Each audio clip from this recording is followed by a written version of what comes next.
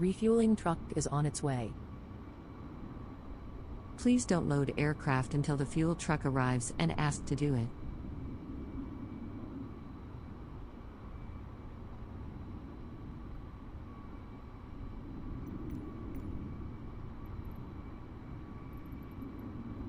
Refueling truck is on its way. Please don't load aircraft until the fuel truck arrives and ask to do it.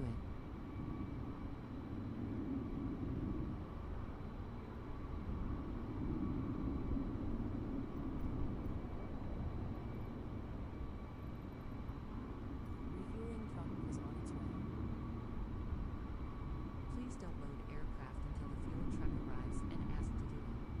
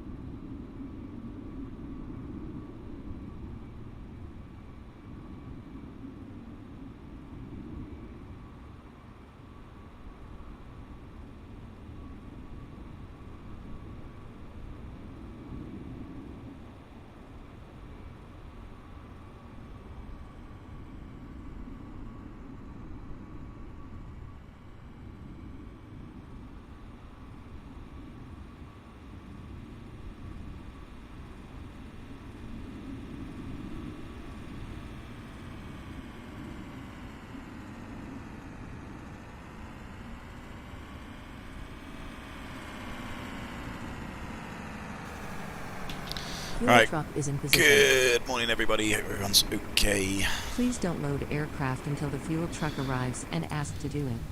So here we are, down in Athens with a working aircraft, which is great. So a nice little stream today. Everything's looking pretty good. All the weather's looking pretty good. So this should be quite a straightforward flight. I've got about how long have I got? Good morning, everybody. I've got what is that on? Please don't load aircraft. Shut up. Sorry, the volume's on the other YouTube bit. Right, don't need that. Good. Yeah, so we got to walk the dog at sort of about 3:30. So I've got what's that, about a good 4.5 hours to kill, I suppose. So I thought I'd do a little bit of a longer flight since I can afford to do it. Then got a bit of time in the cruise to do things as well, if I need to. So yeah, sort of trying to think of maybe a 2-sector, but you know that's usually quite busy. So for a nice little 1-sector, Athens to Gatwick, which should be fine. So here we are, sort of down in Gatwick. This is a real world flight. It's I think it's due to depart actually in a couple of hours. It's sort of 2 or 3 o'clock in the afternoon, so it's probably only just about taken off from Gatwick, I'd imagine. Hey Ryan, everybody else. So yeah, this is probably a little bit earlier than what schedule is, but there we go. Who the hell's that? Somebody from Cardiff in Wales is phoning me. Yeah, you can bugger off, don't know who you are. So we're sort of in a turnaround state, effectively. Let's have a quick look at things. The fueler is there. There's no GSX profile for Athens. I thought there would have been. I couldn't find anything. I mean, maybe I've not looked pretty. Please use your airplane fuel system to set the desired fuel quantity. So yeah, I thought there might be a sort of GSX profile for Athens, but I couldn't see anything on flightsim.to. So there we go. So GSX is maybe a little bit vague. It's sort of got steps at the back. This doesn't seem to work. I've tried toggling the thingy, but it doesn't want to know. It's just sort of sat there and there's no other step. So That's alright, we will deal with that. I've had a quick look at the flight plan just while I've been off, and it doesn't look too bad actually. Please use your airplane Yeah, I will fuel in a system second to when set I've the just desired decided fuel the quantity. fuel. So, amended the route as well. The route was taking me a little bit further north, sort of on a Teb arrival, but it's not really the sort of most direction we come in. It's usually sort of Cunard, so I've amended that a little bit to be a bit more further south. It's a bit more out the winds as well. But usual sort of stuff, we all know all this, a bit of underload there, nearly 2 tonnes for the underload. The actual fuel we can get on board, we can get 2.8 tonnes of fuel on board as well if we need to. But there's not really much extra reason to do it. Fuel system to set the desired fuel Yeah, quantity. we'll do. Weather in Gatwick, so the minute is lovely, nice and calm. Cav OK, pretty good. There's prop 30s here, so it's at 16. So that's about an hour after we arrive. 8,000 metres rain, broken at 900. So it's getting a little bit worse. The weather's coming in, during the day, broken at 800 as well to about midday, and then forecast of windy later on. So we should be well in before any of this hits, but it may be a little bit crap when we arrive. Luton's the alternate, so that's looking pretty good. Please Cav use your OK. airplane fuel system to set the desired fuel quantity. Yeah, broken 600, a little bit lower, but the winds as well. And then Bristol and Birmingham, Manchester, all very, very similar, but we're not really planning on going there. Cav OK in Athens, which is great. Runway 03, I think we'll be fine for departure. There's the routes, so a little bit sort of further south. I think the original routes had us going up here, but I've gone a little bit further south. Just to sort of keep out this jet stream a bit more. In the winds a little bit more going this way, but it's sort of 6 of one and a half dozen the other really, but sort of a bit more of a direct arrival. So there's nothing really on the SIGMETs. I don't really think there's anything to worry about fuel wise. Nice little fat in the block there, 3.5 hours flight time of a block of 4 hours, which is pretty good. Oh yeah, is that bridge still not being fixed? Was that Nick? So in terms of fuel, I mean, there's not really any reason to take extra fuel, with the only, VATSIM traffic caveat, I suppose. You could be busy. Please use your airplane fuel system to set the desired fuel quantity. In Gatwick, it might be a bit carnage, but there's no ETC online. Always potential there for a go-around, and maybe a little bit of holding as well. So we've got 10 minutes up the sleeve in contingency. What I might do is I might put 20 minutes on just for another go, and then at least a few minutes holding just if it becomes absolutely manic. But we know the weather's pretty good, so we're relatively happy to commit. So if I put about 20 minutes on, that's another 800. So that's at 10.7, so that's going to be 11.5, isn't it? So I think 11.5 will be fine. And yeah, we're probably due to board now anyway. So let's go 11.5, which is an extra 20 minutes. What am I doing? That one. Why is that not coming? Come on, let's try and re-import this. There we go. Gatwick to, Athens to Gatwick, 36 minutes. That's the one I want. Please use your airplane fuel system to set So full load as well, 162. I think the actual expected passenger numbers is between about 150 and 200 people on this flight. So it's going to be that. It's one thing with Phoenix. It'd be nice if they could model a slightly different passenger configuration. But there we go. I'm sure they may do that one day. So there we go, just go to 11.6 just to make sure we got it. And I'll load the aircraft. 27 minutes to take, that'll be fine. Doing a 14-hour flight right now, Christ. Ooh, that's a big one. The nice thing as well is, I don't know if I said this yesterday on my stream, is my missus' cousin is coming round tonight. They're going to have a girly night, which is great. It means I've got the freedom to do what I want tonight. So I'm probably going to stream again tonight later. Not too sure what I'm going to do. I was tempted to do like an American flight. I've got the FlyTampa Boston scenery, which is very, very nice. So I was tempted to do maybe an American flight or something a little bit different, and put on my American accent for a couple of hours. But if the weather's really shit in the UK, then it might be a bit more fun to do an UK flight in crap weather. So yeah, I don't know. Put something in the comments. Let me know what would you rather see. Request boarding. Yeah, that's what I want to do. Boarding requested. So yeah, maybe it would be better to do an American. Maybe crap weather in the UK. I don't know. I shall leave that up to you in terms of what you think we should probably do. Right, so passengers should be coming. I don't know where they're going to come from. They're probably just going to jump from here to there, I think. Yeah. Like I said, there doesn't seem to be a GSX profile for Athens, which really surprises me. I thought there would have been. This is pretty decent scenery for Athens, and big international airport. So yeah, I'm surprised nobody's done that. But There we go, Boston to Vegas. Yeah, well, I've only got a couple of hours, that's the thing, right? So I don't really have a lot of time to do things, so... right, anyway, let's get this all up. Let's move that across to there so we can see it. Go away.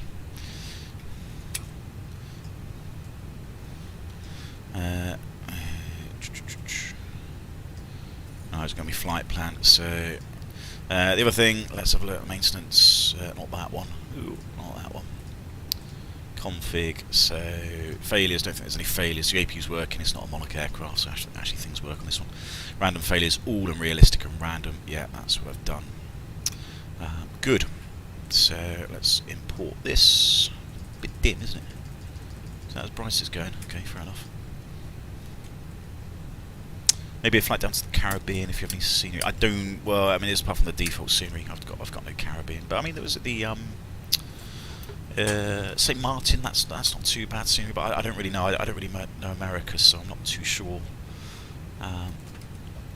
how long the flight is going to be. I was thinking maybe Boston down to Atlanta or something. I don't know. I've got to look at it really. I've got to try and have a look a little bit later to see what sort of is doable. Right, cost index on this one a little bit higher than usual, 6. Let's get the wind in. That's coming. Tropopause. What's the tropopause? 3627. 279. What is? Let's have a look at the weather.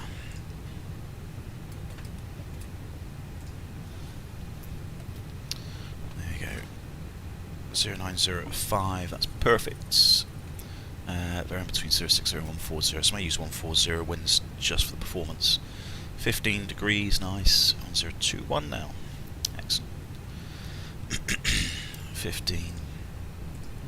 Alright, the planned cruise is 360. Maybe Gatwick get up, may have to be 34 initially. Minus 59 is that. That's 0 fuel weight 59.1 slash 30.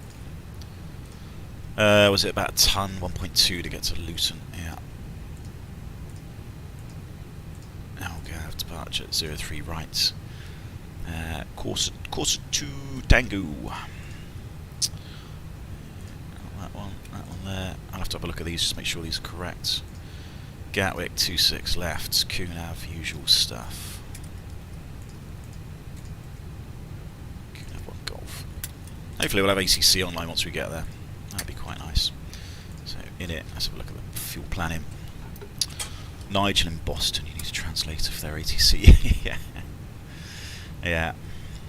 I mean that's the thing with ATC, ATC in America. So I don't really know what the procedures are. So I could sound like a right pleb. I don't really know what I'm doing. Right, there we go. So we're about 8.2. That's a little bit higher than the flight plan, but 3 hours 20. That's not too bad. 10.8. We're going to take 11.5. So that should be good. Maybe about, there we go, 20 minutes, that's exactly what we wanted, about an extra 20 minutes of fuel, which is good. Rand navs come back to in a second. Need the emergency procedures, don't know where are they. I don't know why I'm opening that, I should have it somewhere.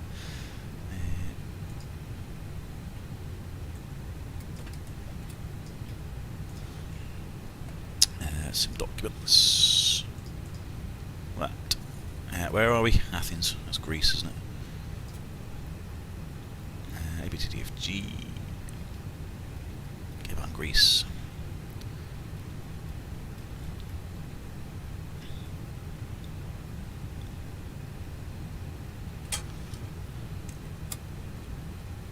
Greece, Athens. Right, I've got that. Right, shall we get... I was pressing that. Right, how are we doing? Should we get the APU on? It's not particularly that cold or warm, but we'll do it. Right, that's all done. Morning Danny, morning Andy, how you doing?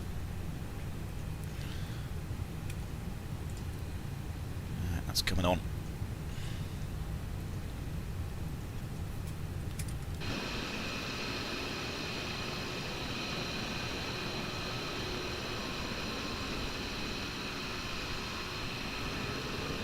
What I do like about the little fueling trucks as well, can't really see it, where's the thingy? I don't know if it's got these ones. They got little totalizers on their literage. It's fantastic. No, I don't think it's unless it's there. No, on some of the other models, when it's like the full tank, they got the little totalizers on the side of the truck, so it shows you how many. Oh, there you go. There it is. That's got it. Brilliant. So you can see how many. Well, that says US gallons. I wonder if that's litres or gallons. But obviously, we work in litres and kilograms, really, in metric land. So yeah, I always think that's quite cool. It's just total of how many litres or gallons you get on. It's always good for your nectar points. You scan your nectar card. So yeah, the FO would have done the walk round on this, probably looked at it, he would have taken it, or they, should I say, you know, it could be he or they, he or she, done the walk round, gone make sure they haven't dented anything. So it all looks good. Still got wheels and engines, that's always a good start. Make sure the treads are still good, make sure we've got the brakes. Yeah, it's still one piece. Lights are still on. Good sniff of the fumes and look down the back of the engines, make sure we don't see any birds or anything like that. Stick our head in. Yeah. Good, good, good. Make sure the wheels are all still fine. Jump up to the flight deck. Good. And just enjoy the sun. That's the other thing, duck. Stand outside enjoying the weather. It's a few minutes that you actually get to do. Nice route, right, great. It's just need a nice route to fly, great views, 1,500 kilometres. Oh yeah. I think do right Rome, Paris or something, Scotty. That's not too far. Right. Anyway, that's on. Time that for a minute. Right, that's all in. We'd be on 03 left if we came back. Secondary, that's what I need to do. Copy that. Engine fail. Right, what's the emergency procedures?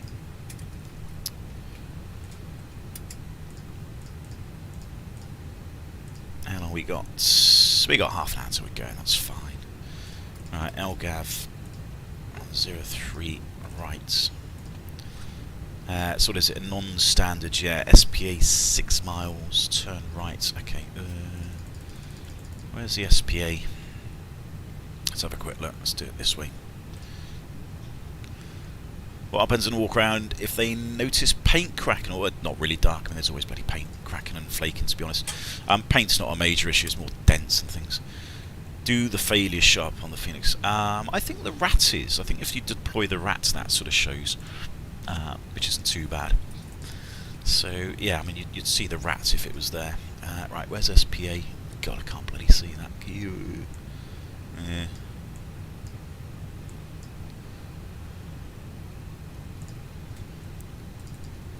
But I mean, other failures. I mean, to be fair, a lot of failures are, you know, they're sort of system things, aren't they? They aren't physical things. So you know, it would be a little bit different in that respect. You're not going to see things that are like systems because you know you don't see it basically. Right, what are we doing? Corsa 2 Tango. Where is it? That one, I think. Corinthos 2 Tango. Yeah, that's the one straight ahead, then a right turn. Yeah, that looks very familiar. Cool. So where is SPA? SPA is on the airfield. Perfect. That's what I want to know. Right, Corsa. Let's just bookmark that one. That one. Thank you very much. Ground charts. Going to need some of these. Airport, that one. Minimums might need that one just to double check the distances. Parking stands, perfect. So we're on Alpha 5, so we're here. So pretty straightforward taxi, just push back and then straight down to Delta 1, Delta 2. That's nice and easy. Don't need those, don't need those. ILS we could use for return. ILS Zulu 03 left. That one. That one and that one. Good, there we go. That's that done.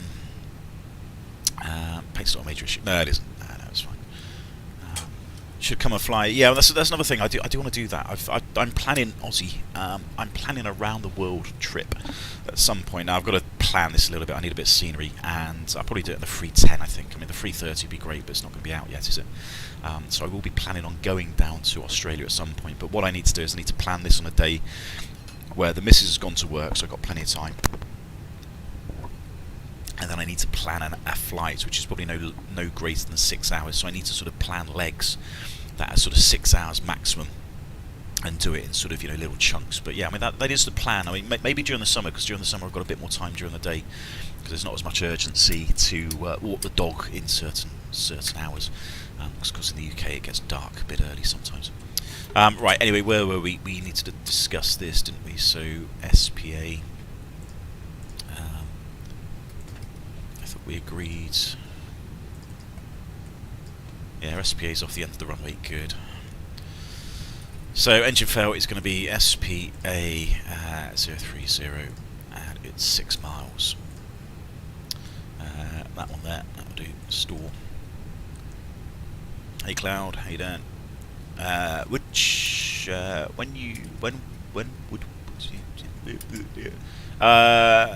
Right, let me come back to that. I can discuss that in the cruise. It's quite straightforward.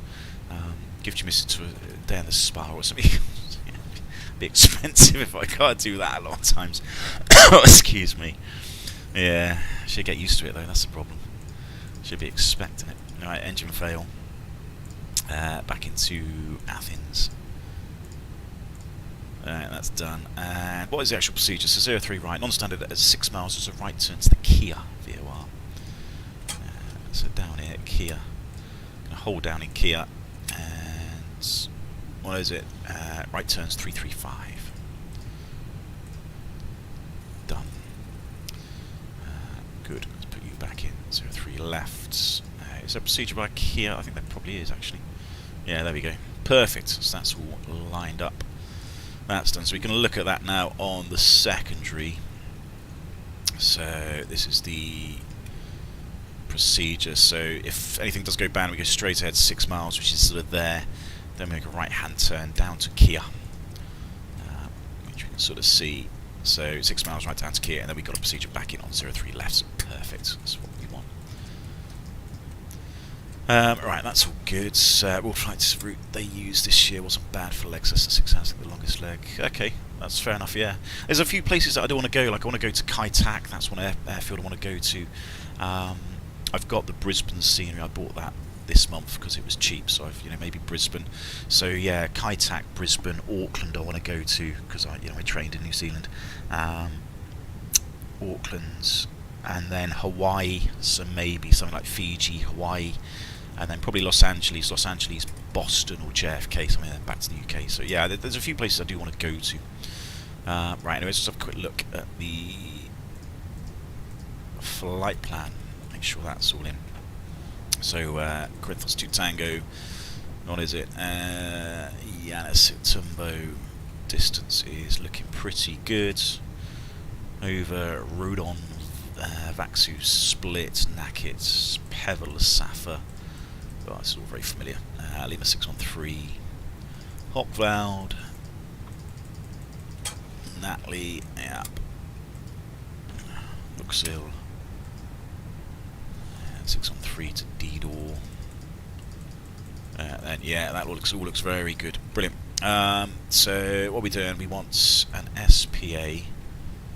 So we want that really hard tuned just in case. In fact, I'll tell you what, because we're not turning. Go SPA, so we've got the distance there on the left at the moment, so we can make a right turn to Kia. So that's in, so that's over there on the right. That's done, perfectly to have a look at in a second. Right, we should have a... hopefully you've got a load sheet, secondary's done, all in the performance as well. So what's the QNH 1021 now? Temperature's 15. Wind is 090 at, was it 5? And what was the minimums? Auckland scene is really good, yeah. But Papago, yeah, possibly. And yeah, it's again, there's so many possibilities with this. This is why it's going to take me a while to sort of sort out, because I need to sort of plan it and see where I want to go to. Right, 455 is the minimum to come back. So yeah, this is the luxury. There's so much potential, which is good really, because it gives us plenty of options to sort of do things. Right, so initial load sheet we should have. There we go. So what we've got, the zero fuel weight is 59.1, which is as expected. Good, there's no change on that. Fuel's going to be a little bit more. Zero fuel weight is 31.2. That's in 11.5. Takeoff weight is going to be 70.4. So above max landing weight. And zero fuel weight. Sorry, the takeoff trim is going to be about 28%-ish. Once we get the fuel on, so good. We'll accept that, and then we'll just wait for the next one to come through. How are we doing for the loading? Oh, bless you. What am I doing? This one.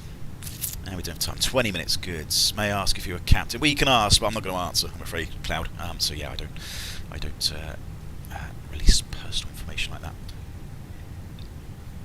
I will throw it back like I do in my good trading head. I throw it back to you. What do you think? That's the only thing I can say. I may be both. Maybe I sit in both seats occasionally. Anyway, no, I don't answer, unfortunately. So, I'm probably crap enough to be an FO, but I may not be. If that makes any sense. Right, what am I doing? I can't remember what I'm doing. Right, these were done. Mass and balance loading. That's what I needed to check. Are we there? So we're not quite there yet. The fuel is done, I think. I think we're done with the fuel. What do we want? 11.5, 11.6. Perfect. So we got that. Those can come on. Well, that can go on. Didn't think I've done that yet. Those can come off. Again, that doesn't really matter too much. Give that a minute. Right, let's have a look at the performance then. God, I'm trying to get my head around these. That's landing in it. Well done, dickhead. That's the wrong one. So LGAV 03 right, so we're taking off from it is dry. Flaps 1. No toga, no NTIs, pack's going to be off. Takeoff weight is about 70.4. Trim's going to be about 28%. Sync the weather 090. The winds is variable here, so what have we got? Variable between 060 and 140. So I'm going to go 140 because that's worst case. So it's more of a crosswind. 1405. And in terms of the distance, Delta 2 I think is fine. Airports. So yeah, we'll look at Delta 2, so it's a slight intersection. So it's not quite the full length. And then we got, what's this, 03 right, Delta 2. So 3,900 metres we're expecting, so 100 metres less than full length. So as long as we've got 3,900 metres in the intersection, we should be good. Delta 2, 39, fantastic, perfect, that's what we want. So performance, decent speeds here. Flex is a little bit lower than what I expect, but there we go. Are we in NADP 1 or 2? It is NADP 1 as well, perfect. So, and what do we got? So, engine out is 12. Yeah, so I think this sort of place is insisting on a 1,500 foot acceleration as per the chart, so I might not do that. I might just keep it standard at 1,000. So 1276. Right, so 156, 156, 158. Performance 156. 156. 158. Flaps 1. What was the flex? Was 61. And yeah, I keep 1,000 just for thrust acceleration, but actual acceleration is 3276. Yeah. So 3276. We've got a speed constraint as well in this turn. Let's have a quick look at that just to remind ourselves. So what have we got? 210 knots. Yeah, it's going to be S speed around this first turn until we get going in the right direction. So yeah, we can't do 210 because green dot's 226. So if we pre-select 210, we're going to get the automatic flat retraction as well. That's fine. We keep that. It's above S speed. In fact, we don't need to do that really, do we? Let's just keep, yeah, let's keep 200. There we go. We just leave the flaps out initially until we start that turn. Assuming captain, since you're in the center left seat, potential training captain afterwards. Ratio potentially. Right, give yourself away. Yeah, no, just we'll leave it at that. Just. Oh. Right, that's it. That's done. How are we doing for the fuel and everything else? So we're doing the loading now. At least that's done. So fuel is buggered off. We have the packs on. That's done. I suppose we can get rid of that now. Get rid of the ground pan. The APU's done. How we do have time? 14 minutes. Perfect. Nearly done on the fueling. Fueling, the loading. We can get rid of that. We can get rid of that. We can get rid of that. These are all being done. I'm going to close that because technically there's no steps there. Right, I suppose we're going to have a quick brief, can't we? Get that done, so we've got plenty of time. 1021 is the QNH now, so that's dropped. 1021. 1021. So, where are we? Down in Athens. We've just come down here. The aircraft's still perfectly fine. We haven't broken it. Weather's perfect. We can see it's Gatwick K. Absolutely no problems weather-wise. Nothing to worry us getting out. Nothing to worry us getting back in. Might see on the way doing Bristol. Okay, yeah, no worries. So yeah, the aircraft's all good. No failures yet. No times. Nothing really that I saw. I did have a quick look at the flight plan before I started talking. But yeah, we can have a quick look at this. A couple of cranes and things that I remember. That's not what I'm after, is it? Or that one? Oh, that's to press the right buttons. That one. Approach look as though cool. Yeah, well, they'll still be online when I get there. 3.5 hours time, Andy. I don't know. So we go Athens cranes. A DME is out of service. Not too worried about that. Cranes. Delta 10 opens. Again, don't think it's going to affect us. A couple of heliports. So again, nothing really here. Some lights on a hill are unserviceable. Well, we can look out the window and see that's going to be a problem either. Not too worried about that because it's daytime birds. Plenty of birds around, so it's potentially problems of birds going down the engines. Not particularly good VFR stuff. We're not going to do that. So yeah, no times are good, and it's all fine down the other end. Threats, terrain is a big one. I mean, the good thing that we've got today is it's daylight VMC, so we can see the terrain. But if we do need to really worry about it, that's a perfect chart there, isn't it? So we've got MSA-wise 7,000 is sort of worst case direction we're sort of going initially, and then we're going down to Kia, which is down here 3,500 feet, 4.5. So 7,000 is nice and safe, but we are visual anyway, which is good. What are the other main threats that are going to kill us today? Well, not really too much, to be honest. It's a nice straightforward taxi. We'll probably do 2-engine because it's just a relatively short one. Weather's all good. It's all in the box. All the flight plan. There's a speed constraint down the first turn, so we've got airspeed around that turn. The route's in, nothing else to say. SPA and the Kia will be identified once you get airborne. 3.6, yeah, that's pushing it a bit. Maybe go 3.4 initially, and then we can step climb once we're going. Performance we've done, intersection figures, flat 1.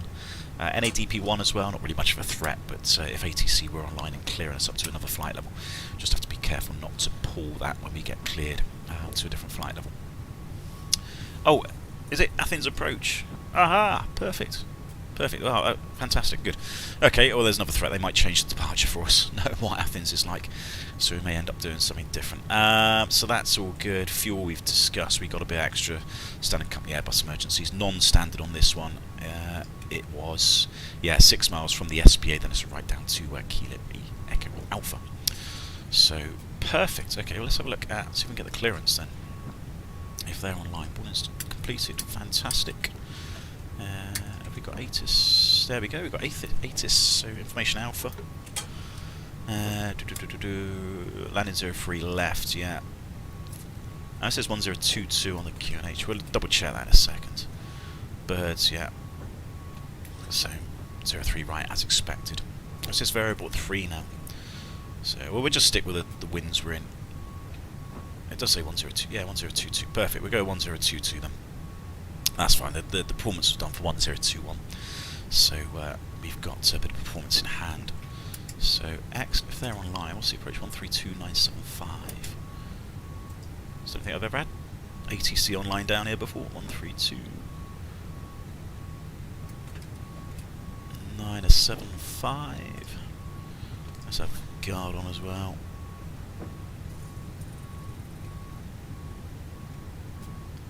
Guards on there, done.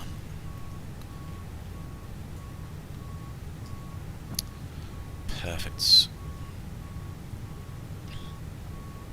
There's information Bravo. Is it Bravo now? Are they updating it? Yeah, it says Alpha. Let's have a look. Oh, Bravo. Yeah, it literally just changed. Typical. Alright, Bravo. Hold on, Andy. Bravo is 1021 now. Oh, Jesus, make your mind up. Christ's sake. 102109. Yes, we've done this. Perfect. Good. Right, fantastic. So we're just waiting for the baggage to load. So I think what we can do is we can get rid of the steps.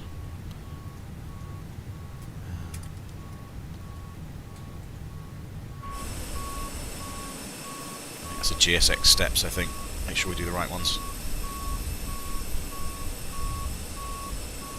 Yeah, I might just leave it. 18 runway 03 left via Alpha 6.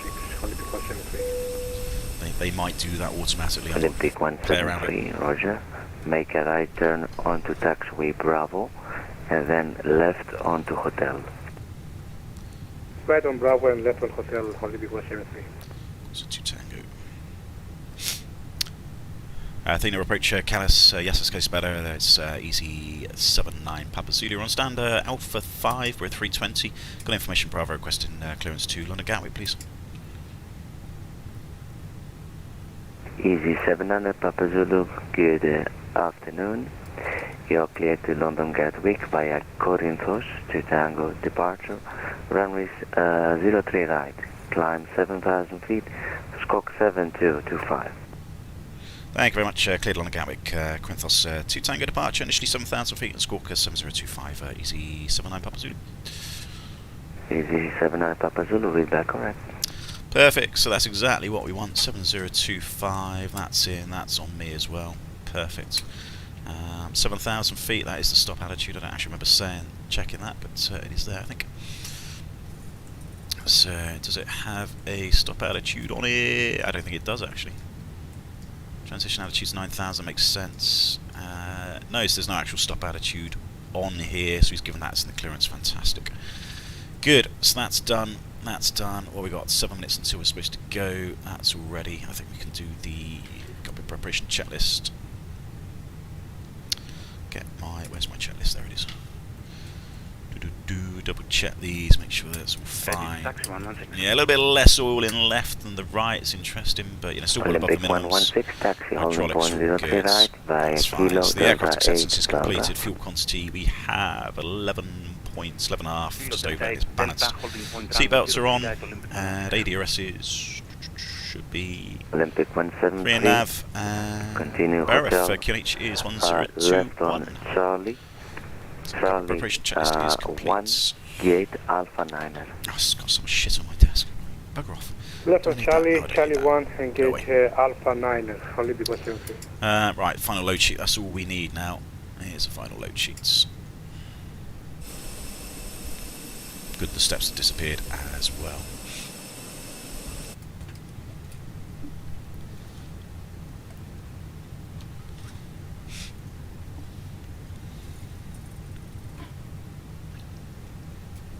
Alright, so hopefully after we taken off we might get a left turn direct to down here, was it Corinthos? Yeah, Corinthos. We might get a left turn after departure, I don't know. There's sometimes a lot of things happens down in Athens, you know, you rarely do the full procedure. You sometimes get a left turn, so once we're airborne we might be able to say, you know, we're VMC and we're happy to take a left hand turn if they're happy to do that. It speeds things up a little bit, so yeah, if we can do it we will.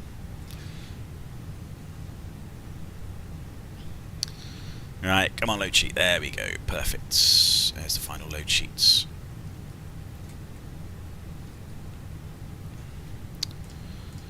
So we got 0 fuel weight 59.2, so just ever so slightly above what we were expecting, that's fine, it's within limits. 0 fuel weight 31.2, that's spot on, perfect. 28.4 is the actual trim, so that's not a problem, so we'll keep the performance as it is. That's all fine, we'll accept that. That's done. Good, so we're all ready to go. So nothing's changed. What did that say on the fuel? Not sure what's going on there. It's because we've got a lower flight level. I think if we had 360 in. That's interesting. That is interesting. It's changed it so much. If it was that, that's caused it. Yeah, I don't know. Well, that did say 20 minutes. I don't know why it's not saying 20 minutes now. Stop pressing the wrong fucking buttons. That one. Alright, let's get you attached. Hey Peter, how you doing? Do you want to start engines? No, I don't.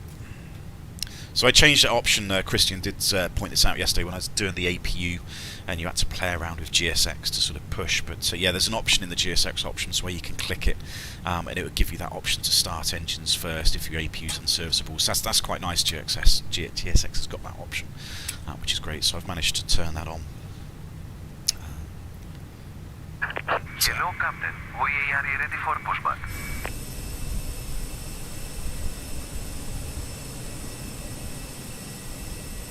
There's a nice 321 model there. Would you edit the taxi fuel and so like push back and hold it? Yeah, you can do, Josh. Yeah, I mean you will do in real life. Your flight plans depends on where you are. Departure checks completed. You know, Amsterdam, you'll have a lot more fuel in Amsterdam than you will in somewhere like, I don't know, Isle of Man or something. You know, it takes 2 minutes to get to the runway. So, yeah, you can do. I mean, this is normally done for us, so we don't really worry too much about that. But yeah, it's, you know, if you think it's necessary to amend the taxi fuel, then do so. On shall be 173. Kashmir Dimitri. Lisnekia. Pieces. Olympic 116, line up runway 03 right, report ready for departure. Line up 03 right, next report ready for departure, Olympic 116. Good. Athens approach EC79 Papa Zulu, we're ready, push and start, Alpha 5. Easy 700 Papa Zulu, push and start approved, facing south. Push start approved, face south, EC79 Papa Zulu. So that's going to be to the tail, to the right. Release parking brakes. Right, before starts, parking brake is on, takeoff data is confirmed. That's all done. Release parking brakes. Windows are closed, yes, we'll do in a minute. Wait, 1 second. PDs are flight modes.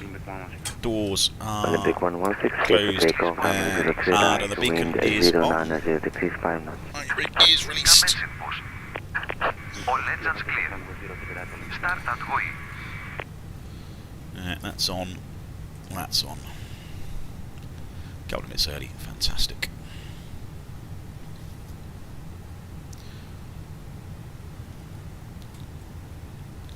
Right, clear to start. So engine mode selector is this. It's on start. Looking good, standing one.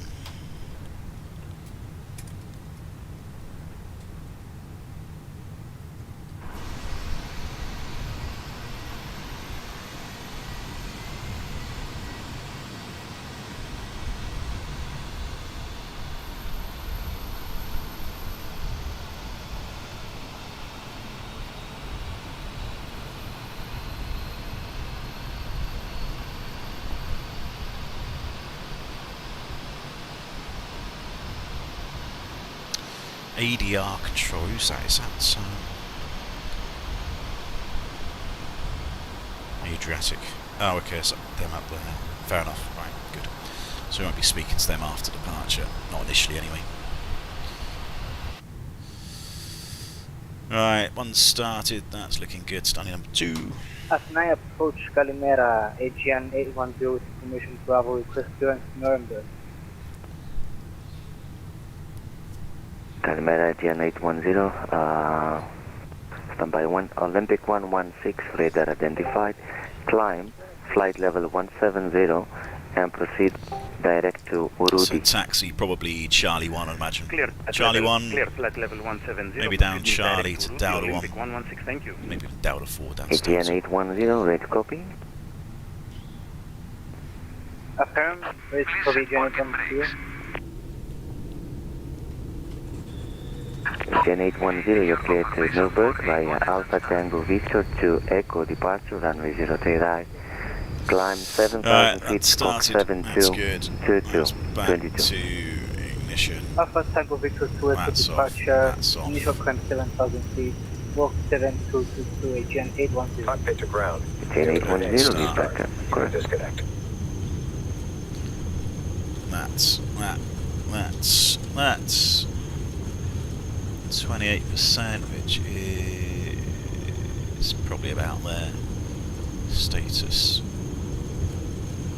Alright, is this going to be the wheel temps? Yeah. Maintenance failures. Don't know why GSX does this. Unlocking gear. Olympic 116, climb flight level 280. 280, 116.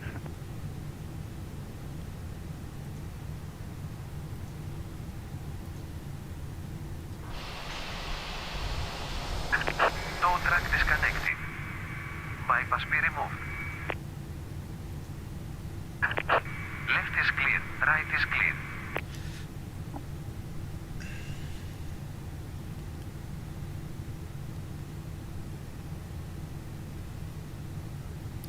Alright, tow bar's being removed.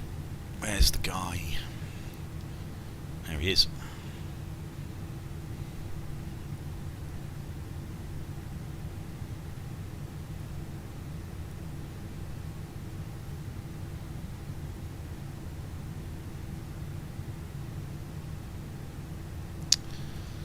Right, perfect. He's waving. He's good.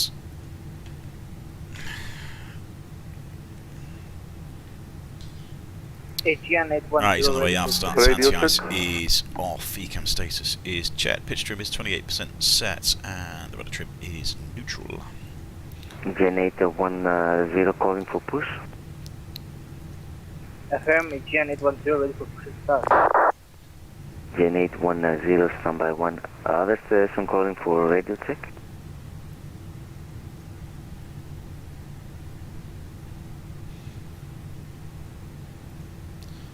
I think approach EC79 Papa Zulu road for taxi.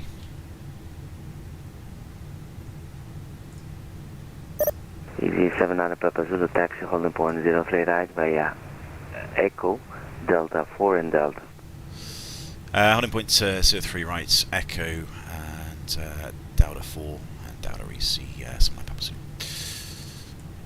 Good, so that's nice and easy. So Echo straight down, Delta 4, Delta, after and the so Airbus of basically easyJet passing that.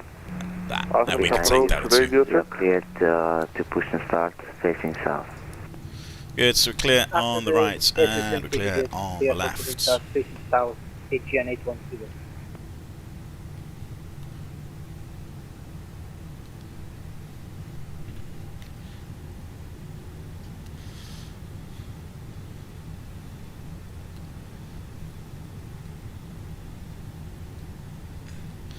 And the brakes checked.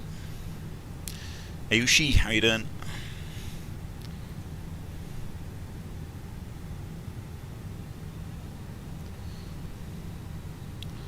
So the Aegean's waiting for us. I mean, we could have gone this way really, so we could push, but whatever. Level 170 descending.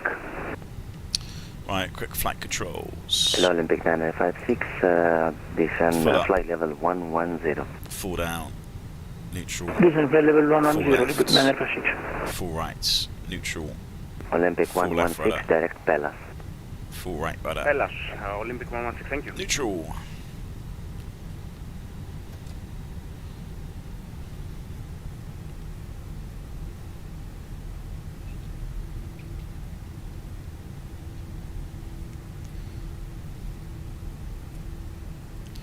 Right, a left here then by the looks of it.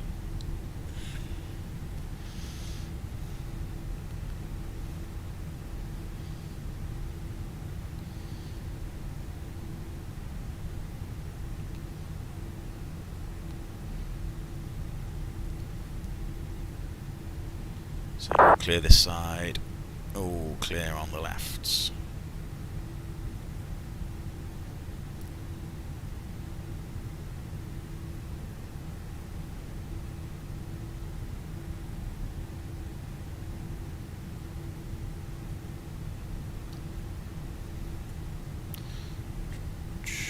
trails up there.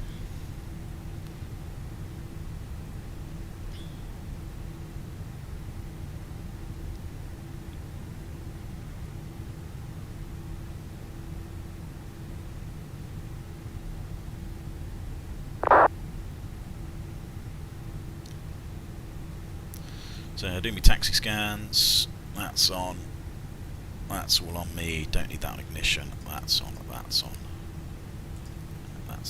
done, perfect. So quick pairs performance, QNH has stayed the same, we got worst case winds and Delta 2 figures, so all the speeds are still valid. Engine out is non-standard at 6 miles from the SPS, a right hand turn Olympic down to 116 Kilo monitor India Unicum Echo Alpha. 1 for your information, there is Hold there, traffic departure was ahead of the you, flight Corinthos level 2 Tango, 380. which is on there, it's on the clearance and we're stopping at 7,000 feet, which is blue. So taxi checks, flight controls are checked, flap setting is config 1, FMA climb nav blue 152, radar predictor wind shear Olympic is 116. on. I didn't actually start the timer, did I? Olympic 116, again, sorry. ECAM is taking for Monitor blues. Unicum 122.8, and for your information, okay. there EFBs is are traffic stowed at and flight level disconnected. 380, 5 miles ahead. So we go full length as soon as it's an option. Decimal 8 and copy the traffic. Δημήτρη, ευχαριστούμε πολύ. Καλημέρα και χρόνια πολλά. Χρόνια πολλά, yeah. Olympic 956, turn right, heading 190 degrees, descend 7,000 feet, QNH 1021. QNH 1021, right head 190 degrees, descend 7,000 feet, Olympic 956.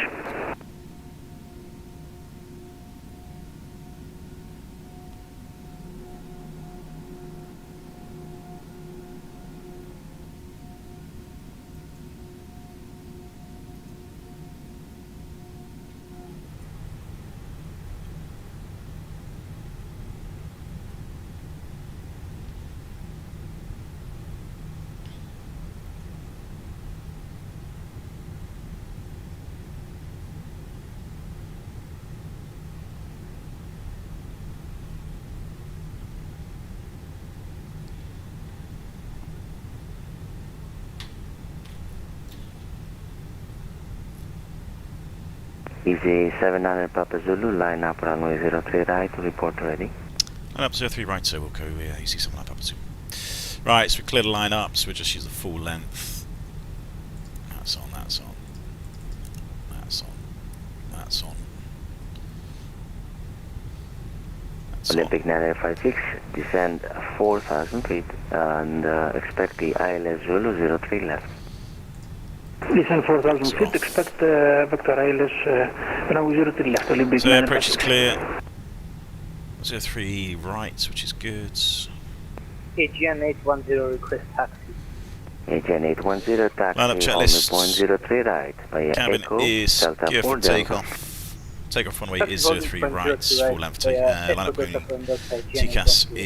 is TRA and PAX 1 and 2 are off. Good, well we've definitely had 3 minutes, so that's fine. And Easy 79 Papa Zulu is ready for departure. That's only 15 degrees, Christian, it's not that warm.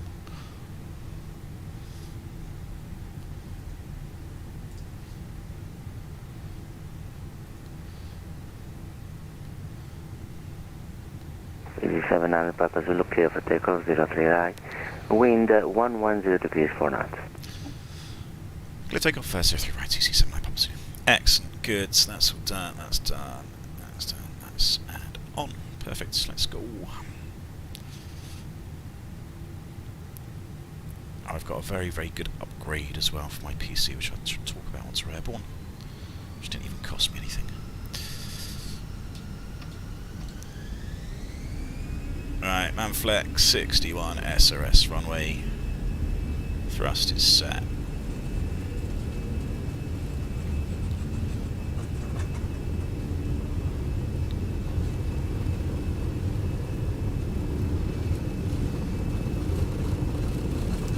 Knots.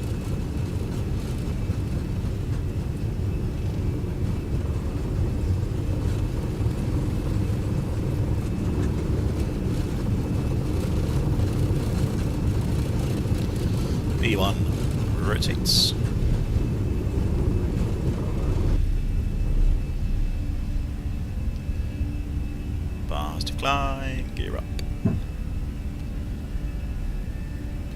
Asian 810, clear for takeoff, runway 03 right, wind 110 degrees 4 knots.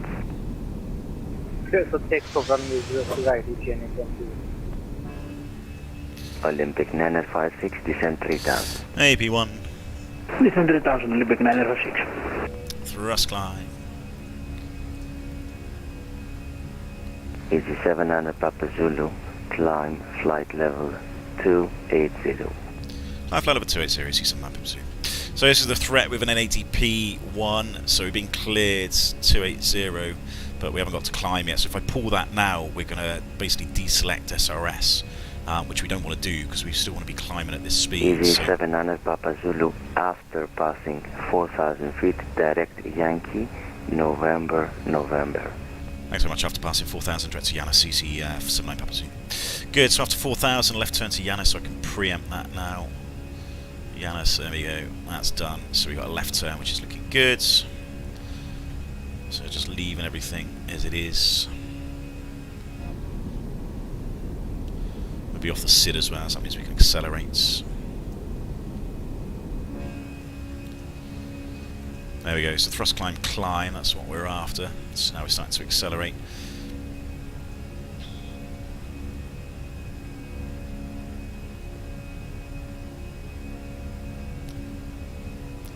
Olympic So you can see it's turning left us towards the high terrain and stuff, but with VMC, it's daylight, so I'm happy to do that. Closing 120 degrees, Olympic 956. 4,000 is there, so insert that. So MSA in this sector, still 7,000 feet, so we can still see the terrain. So I might just climb at S speed until we're really above the MSA. Hey Sean, how you doing? Happy New Year.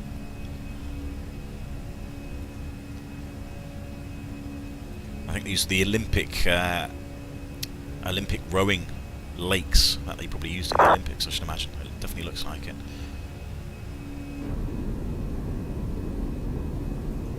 Gen 810, climb flight level 280, heading 030 degrees. Good, right, I'm happy with that, happy where we're going. So manage what flight speed. level? You didn't get that? Asian 810? Flight level 280 Zero on speed, flat heading 0, 030 speed now. check flap 0, set standard. Time flight level spread 0, on heading 030, Asian Ah, 810. fucking shit spots. Right, Olympic standard 956, is left cross heading checks. 070, clear dial 280 blue. Left heading 070 Lights. degrees, clear dial runway 03 left. Next report, full established 956. And away we go.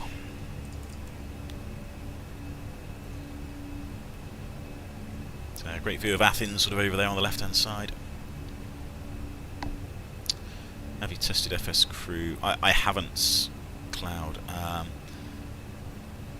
But I know Gav has, so I'll come back to that in a second in terms of what I think of it. Not a bad product at all. You know, it's very, very good in fact, but you know there are certain limitations of it, unfortunately.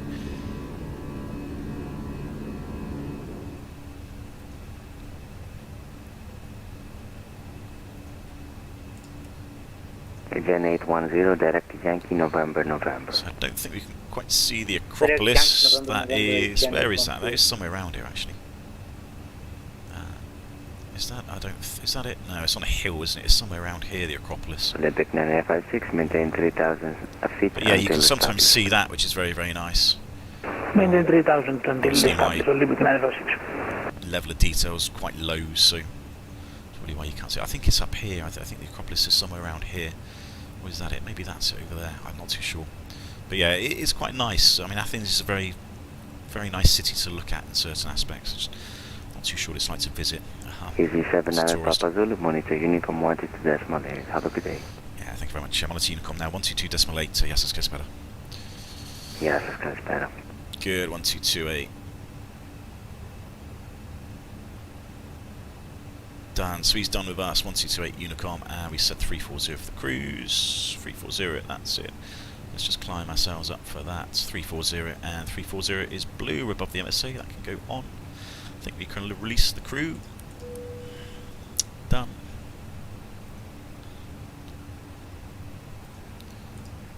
Done.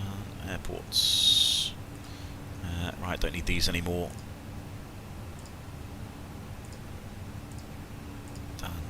340, yeah, that's fine. We'll get rid of that.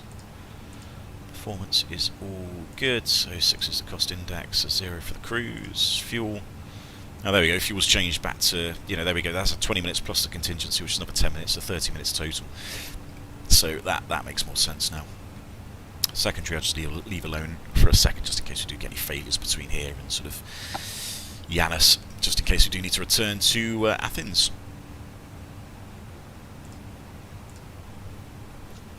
There's no rush to clear this secondary at all when you've got potential failures that can happen. You don't really want to sort of rule out your departure that quickly, especially on a nice day like this, because we know we're going to get back into Athens with no problems. Yeah, the FS2 crew cloud action. Yes, Gav tried it, and I like the product. Don't get me wrong. I think it's really, really good, and I don't know if they've changed it or they do tell them it's PC upgrade. It's an anticlimax, Andy. Honestly, it's nothing. But yeah, the FS2 crew. I think it's fantastic in terms of what it can do, but I don't know how adaptable it is, because obviously I'm using SOPs that are not standard Airbus SOPs. They're very, very close, but they're not standard Airbus. And the SOPs that FS2 crew use, they're ever so slightly different to the SOPs that I use in real life and what I'm using basically in my streams. So I just use the same SOPs irrespective of what airline I'm using. I've flown for different airlines, but I can't remember what the SOPs are for different airlines now. So I just use effectively the SOPs that I know. But the problem with FS2 crew is I don't think you can adapt the SOPs in it to the SOPs that are in the airline you're using effectively. So there's a little bit of disjointedness between what FS2 crew is going to ask and say and do compared to what I would expect to do with the SOPs that I'm used to, if that makes sense. So I mean, like I said, they might have adapted it, they might have changed it since, and it might be a bit better, but because as far as I'm aware, you can't change those SOPs, so it doesn't really flow like I'd expect it to, which makes it a bit annoying for me, because it's like, well, that's not the SOPs, is it? That's not the SOPs that I use, so it makes it a bit redundant as a product. If you can adapt the SOPs in FS2 crew, then fine, that's different. If you can sort of create the SOPs you want it to do at certain times, no problems. But I don't think you can. So yeah, it's a little bit of a redundant product. Do I live with my parents? No, thank God for that. No, I do not. No, don't get me wrong. I love my parents to bits, but God help living with them. No chance. Yes. Yeah, I don't think they are adaptive, and so that for me is just the problem with it. It is you can't really adapt it to the SOPs you want to use. Apart from that, I do think it's a great product. If you're used to flying the SOPs that FS2 crew uses, fine. It's perfectly good. But when you're flying to SOPs that another airline uses, or if you do fly for an airline and you're used to a very specific type of SOPs like me, it makes the product a little bit awkward. So yeah. So my PC upgrade was not really a PC upgrade. It's ridiculous. It's a joystick upgrade. That's what it is. So I've got the Thrustmaster Airbus joystick. This, as probably many people are aware, great little product.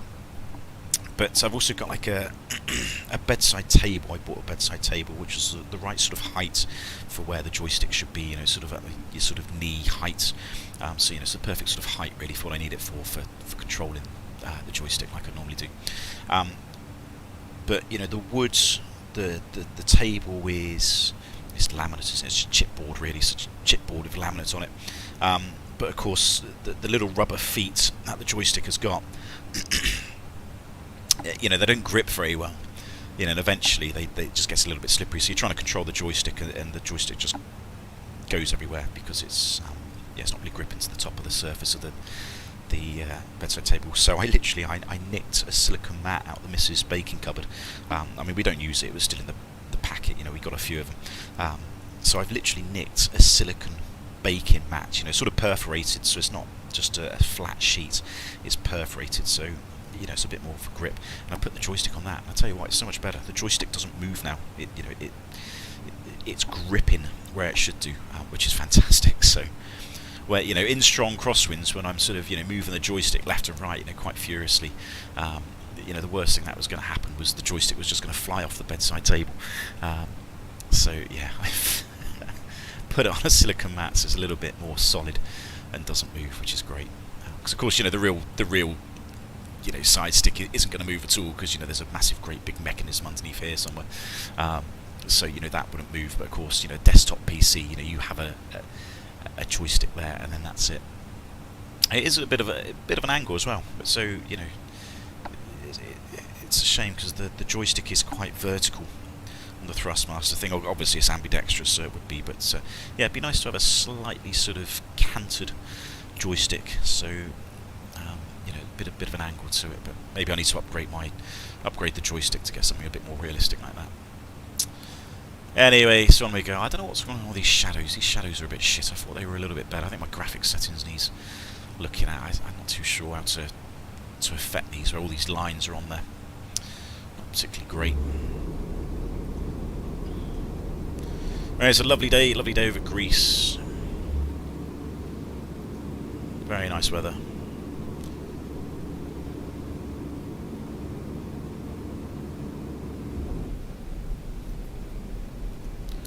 Runway down there. No, it's a bridge, isn't it? A road. Rigid fixing of controls makes so much difference. Yeah, Mike, yeah. I did say to the missus, because obviously I did buy the Thrustmaster clamp, you know, the big sort of metal thing, to clamp the thrust levers to. But, you know, I hate to say it, like, I don't actually use it. You know, I was at £60 or something. But yeah, I don't actually use the thing, because when I clamped it to the desk, you know, it's great because, you know, it's pretty sturdy, but the thrust levers were probably about 6 inches too high. So you really need to be able to adjust the clamp. You need, you know, it's not big enough. Stream it again. No, yeah, there we go, Willie. No, I don't. I'm on day off. Brilliant. So yeah, the clamp it wasn't long enough. It needs to be longer. It needs to be 6 or 7 inches lower, so that the thrust lever was more sort of, you know, waist height. You know, like the pedestal is in real life. You know, this is sort of next to your knee effectively, but it wasn't. It was too high. So yeah, I don't actually use the clamp anymore. But yeah, I did say to the missus, you know, should I drill some holes in the table so I can screw the joystick to the top of the table, because, you know, it's a pretty sturdy bedside table. It's not going to move too much. You know, it's weighty enough. And she just basically looked at me, you know, as if, don't you dare drill some bloody holes through that. I was like, for fuck's sake, I bought the bloody bedside table, you know, so I can put my joystick on it. I haven't bought it for a bedside table. I've literally bought it so it's a stand for the fucking joystick. Yeah, and she looked at me as if I just sort of, you know, slapped the dog or something. So yeah, she wasn't too keen on that idea. So I thought, there we go, silicone mat. You know, think outside the box, and that seems to work really, really well. Right, you can go on airports. I suppose you can be plugged back in, can't you? Yeah, explain Yankee and Zulu charts. Yeah, we'll do, Ryan. Let me just get to top of climb. So yeah, another sort of 3 or 4 minutes since I've done that.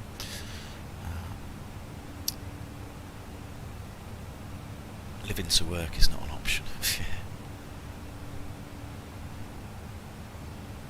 So yeah, Adriatic control is on 134.5. So I wonder if whether they'll be on online when I'm there. Don't know, but let's pre-select it just in case they buzz me. 30:45, and they're up here somewhere. They're sort of closer to Croatia, so maybe expect them. I think Albania. I don't think they're quite covering Albania, but they might be. Yeah, you know, as soon as we sort of get up to Roden, they might sort of start talking to us. Always enjoy HD stories. I do have to be careful what I say. Caution. I can't really say too many work-related stories because, yeah, it's, you know, if there's any sort of controversy there or things that have gone on. I suppose I can talk about old work stories for airlines that I don't no longer work for. Right, I feel like I've forgotten to do something. What haven't I done? ECAM's checked. That's all done. We've done those. I suppose we can copy the secondary now. We're far enough away. Probably not going to use that. Probably look at Thessaloniki maybe if we're going to. I don't know. Athens is still pretty close. Depends what goes wrong. Asking me about time he flew BJ. Hey, Bravo Juliet, have I flown that one? I don't know. Possibly. I think the cabin crew like BJ more than, you know, Bravo Juliet than I do. I shall leave that one there. Right, so when did we take off? About 15 minutes ago. 15 minutes ago was 20. No, it isn't, sorry.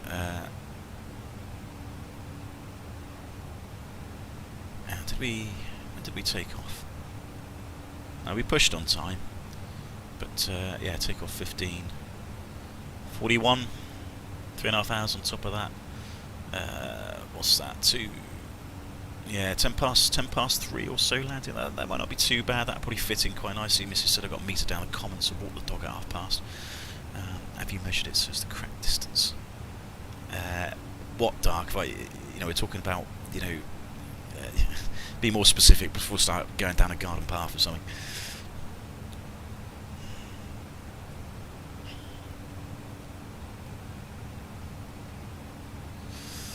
Yeah, I will talk about it, Josh. Don't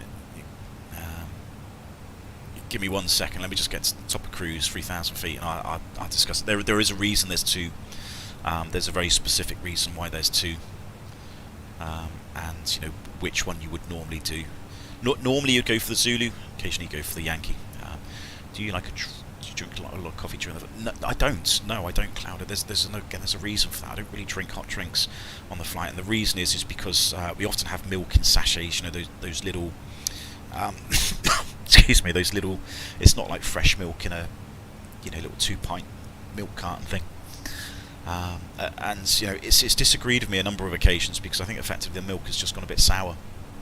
You know, it's past its use by date or whatever. And of course, you know, I don't know this. I don't go back and make my own coffees. You know, the cabin crew do this for me if I wanted a coffee. So they just sort of pour some milk in, and you know, that's it. And yeah, there's been a couple of times where I felt quite unwell after drinking a hot drink, which I only put down to maybe the milk that they use. So I generally don't drink hot drinks anymore just because I don't really want to take that chance. So I just have water, literally water. You know, you can get like the Ribena juice things, the squirt things that you squirt into them, or you know, Barocca tablets, vitamin C. You know, there's all sorts of things that you can just put in the water to make it a little bit better. So yeah, I just drink water. So what was that? Have you measured placing the joystick? Yes, I do. So this is really sad, dark, but this height here, the size of where's mine? Ooh, there we go. So have I measured it? I don't think I've measured it exactly. No, I don't think I've measured this in the aircraft, but it's about, what is it? Is it about 45-50 centimeters there or thereabouts? You know, it's roughly in line with your leg, isn't it? And that's exactly where my joystick is. So I can't remember the height of this table. I think it's about 45 centimeters or something like that. So yeah, my joystick is, you know, exactly the sort of right place that it should be off the left leg. So yeah, it's good. Right, there's 1,000 to go. So that's, you know, I see some people, they've got the joystick on their desk, you know, which is sort of above them, which is, you know, completely wrong place really. You need the thrust levers, you need the joystick, sort of, you know, beam your legs, you know, to the left and the right, or you know, vice versa, whatever seat you're sitting in, you know, and that makes the controls a lot more comfortable. The only thing I'm missing is an armrest. You know, that's one thing I would like, is an armrest.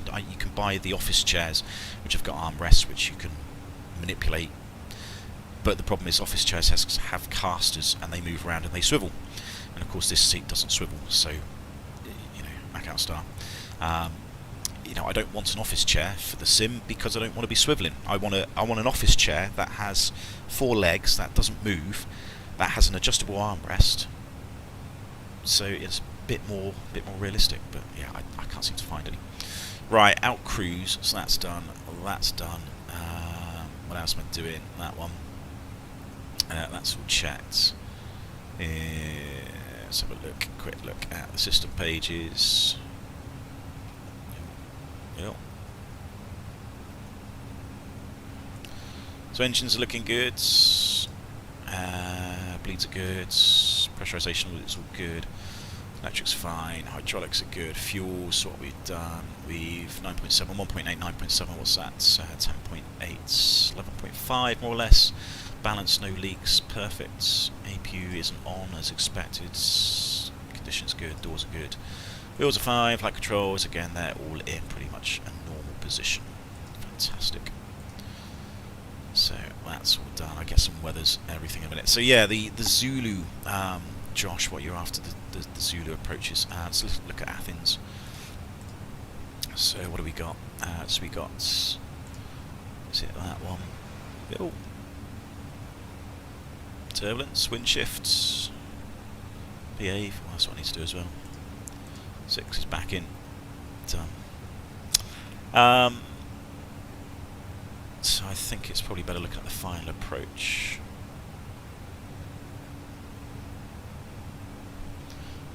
That one and that one. Yeah, there we go. Right, so let's have a quick look at these. Right, so we've got two approaches here. We've got ILS Zulu and ILS Yankee, both for 03 left. So we can see the ILS Zulu, and then we can see the ILS Yankee. And you can see it's quite obvious that the major differences here between the two is the missed approaches. So this is usually the differences between a Zulu and Yankee approach, is there's usually a different missed approach. So this one goes down to Kia, and then Yankee goes straight ahead and it's a right hand turn back over the airfield down towards Agena. Now, you know, this one's going to be a bit of a pain in the arse. You've got everybody departing off 03 right, and this is this is missed approach back in towards the departures and then back over at the airfield down here. So this isn't really a particularly ideal approach. But if, for example, Kia was out of service, now it's not too bad for an Airbus, for example, because we don't actually need the beacon to work to be able to go towards it. Because of course, all the waypoints in the FMGC, they're all sort of waypoints that are basically stored as positions, rather than it actually tracking anything particularly. So, it doesn't track to go to Kia; it just knows where it is and it heads towards that point. But other aircrafts, they will need this to work. If it's like a smaller sort of IFR type aircraft, it would need this beacon to work to do the missed approach. So, if, for example, this wasn't working and the aircraft needed it to work to do the missed approach, they won't be able to do this approach. So they'd have to do the Yankee instead, or ask for something different, some amended missed approach procedures. So that's often why in real life you may be given a Yankee approach rather than a Zulu approach, because the missed approach is different and the beacon that it uses on the missed approach isn't working.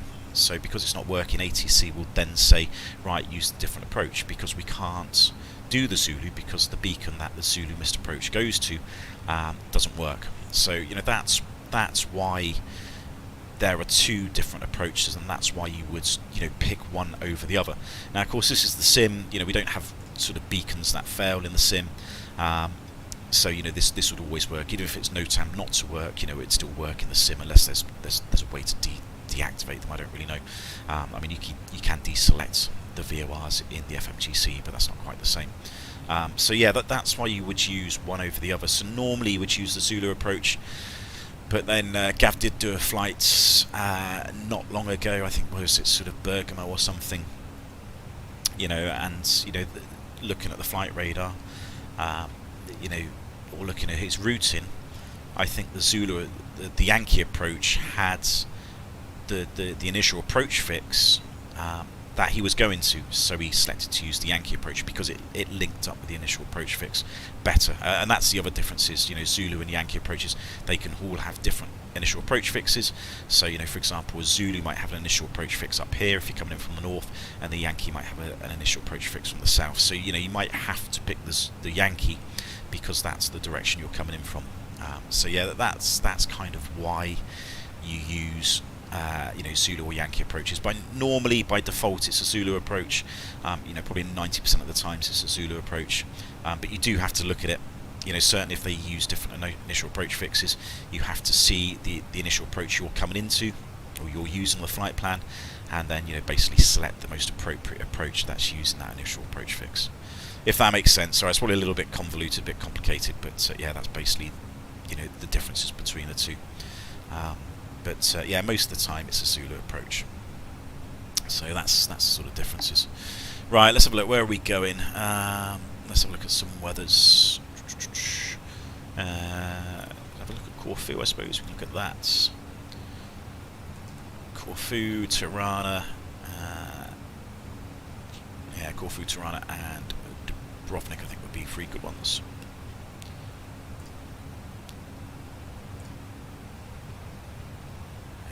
AUC, weather, GKR.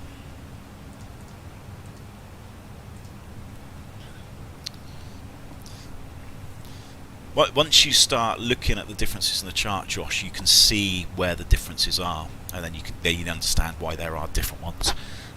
But you know, a lot of the places will probably use a Zulu first. Like look at Malaga. Look at Malaga for 3-1, and then look at the difference between the Zulu approach and the Yankee approach for Malaga, and it is a very, very, very subtle difference. The missed approach is almost identical, but look at that and then try and identify what the difference is, and then you can understand why one's a Zulu and one is a Yankee. And I give you a clue, it's in case a beacon's not working.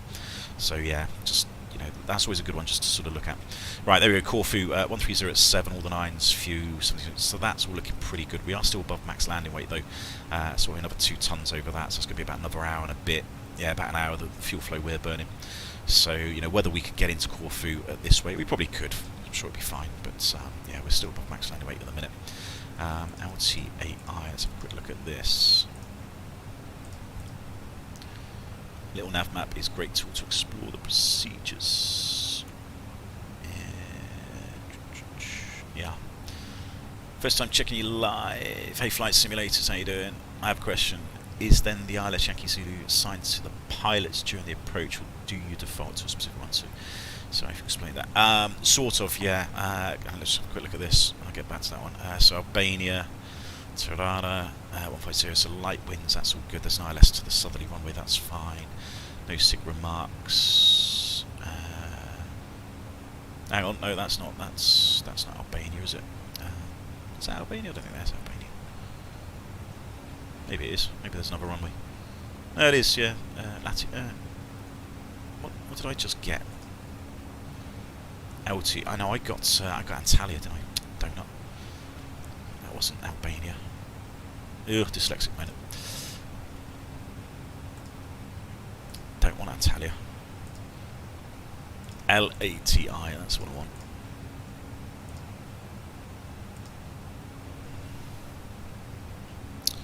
What temperature do you aim to set the cabin question? If it's about 21 degrees, Josh. Yeah, 21 degrees is always a nice comfortable temperature. There we go, Albania 360 at 4, so yeah, a bit of a tailwind on that approach. Cabin case, that's fine, so Albania's good. And Dubrovnik.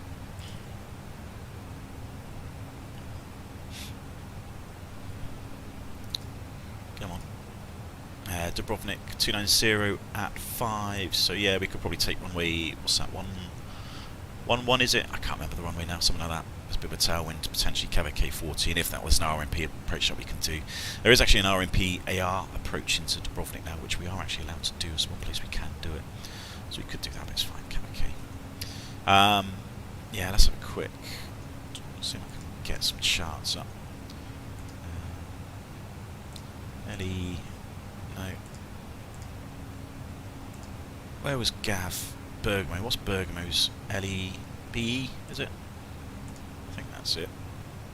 No. Bollocks.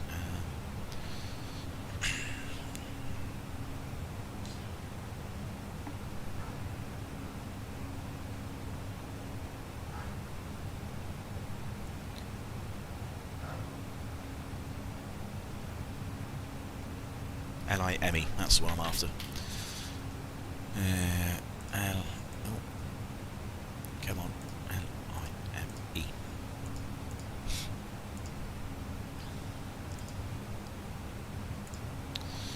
Right, so Gav was looking at these. This is Zulu. So there we go. This is kind of what he was doing. So I think his initial approach fix was something different. So he was looking at doing the ILS Yankee. Oh, there we go. I mean, that's perfect. I don't know what he was doing actually, but the Yankee is a procedural approach. This goes to the beacon, the NDB, and then it does a procedural approach. So that's where you do it. And the Zulu approach is an RNAV effectively transition, so that's by Tixum and LASAV. So more often than not, most aircraft are capable of doing this nowadays. They would be cleared for the ILS Zulu, possibly via Tixum, and then that's it, 'cause that's quite easy to do. But if the aircraft's not RNAV capable, you can't really do that because you need to be using a beacon of some sort. So you'd have to use the Yankee. So in terms of what pilots would do, pilots would often sort of pick to do what they're actually capable of doing.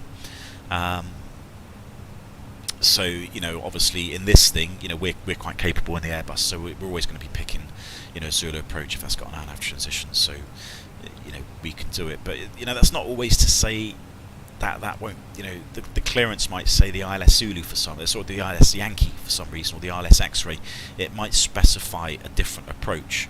And it may be coming in from a different point. So, at the end of the day, it's going to be up to the controllers. They're going to sort of determine what approach is going to be used, because they're effectively setting the approach procedures, and they've got separation to deal with and everything else. So, you will do effectively what ATC are suggesting you do. Now, you can refuse it. You can say, well, can we request the ILS Zulu via Tixum? And if ATC can accommodate it, they will. So, it's quite dynamic. What ATC say you're going to do is not always what you will do, and obviously you have the ability to request something else. And some aircraft that aren't capable may have to refuse an approach because they're not capable of doing that approach in the first place. So, yeah, it's kind of a bit of a dynamic situation, which is a bit difficult to explain sometimes because there's no clear-cut answer. Now for us it's quite easy because we're very, very capable in this aircraft. So, we can pretty much accept most things. So, whatever ATC are suggesting you use, we can do because we've got a capable aircraft. If that makes sense. So there we go, we've got 23, 23 and 24, so that's a sort of pretty decent temperature. You want these sort of about the 10 degree position, and that will sort of give you about a 21 degree temperature in the cabin. And yeah, you can see there you go, sort of the temperature that's coming out of the vents is about 19, 20 degrees, so this will sort of drop to about 22, 21 roughly. Hey Dan, how you doing? Do you want a fuel lesson, Dan?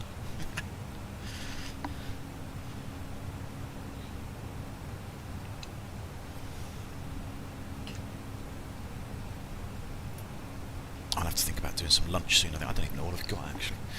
I've got cheese. I've got cheese and crackers.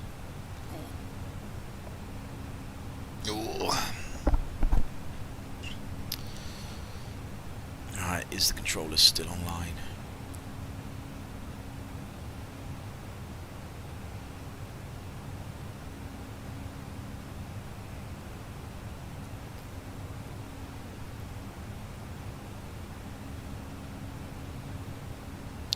Yeah, they're still on. Good.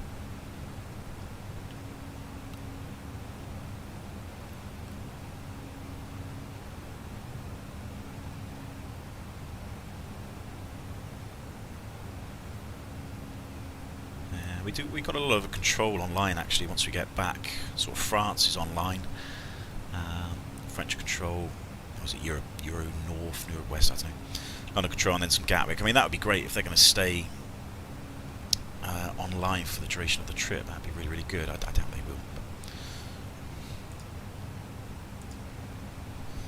But yeah, how are you feeling, Dan? You need antibiotics, mate. I mean, I had this chest infection. To be fair, it's sort of finally going. I've still got a little bit of a sort of chesty sort of tickle. But I thought about going to the doctors I think last week to get some antibiotics, and then the day that I thought about going,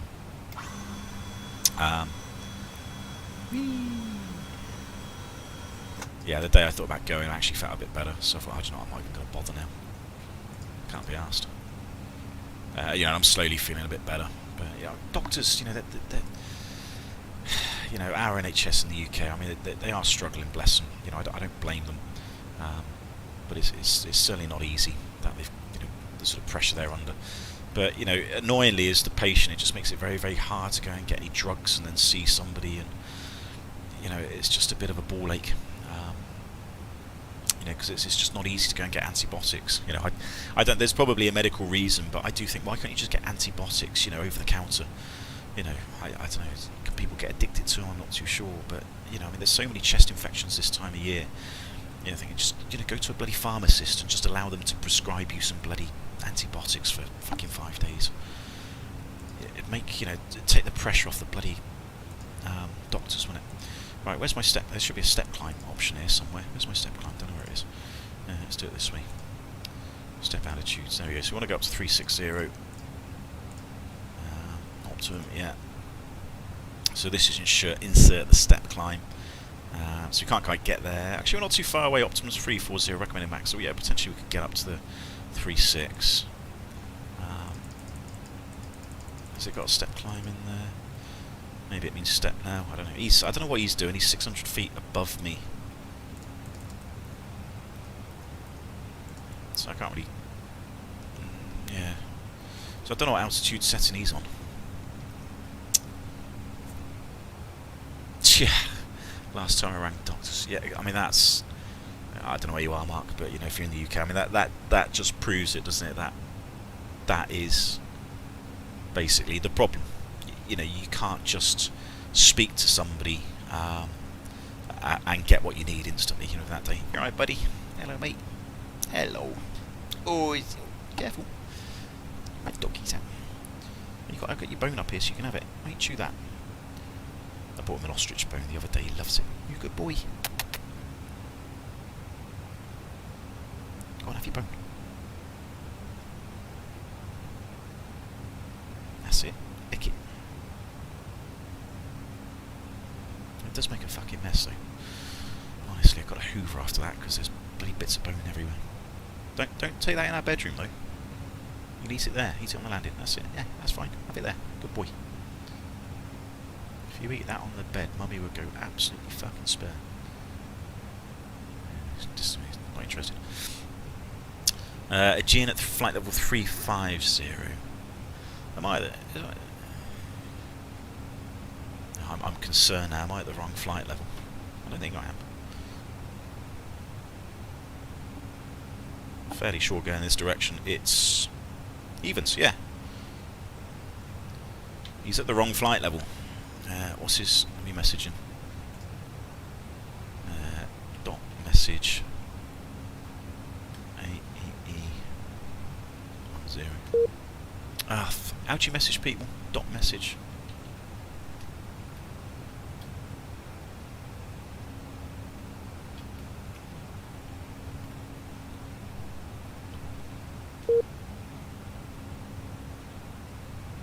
It's just dot message call sign, isn't it?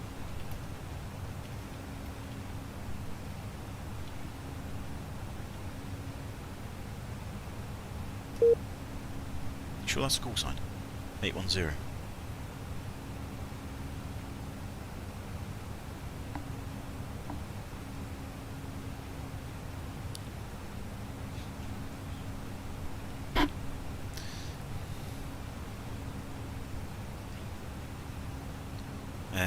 Looks like the controller's gone offline. Bugger, that's a shame. Can we see him? Oh, there he is. Yeah, there he is up there.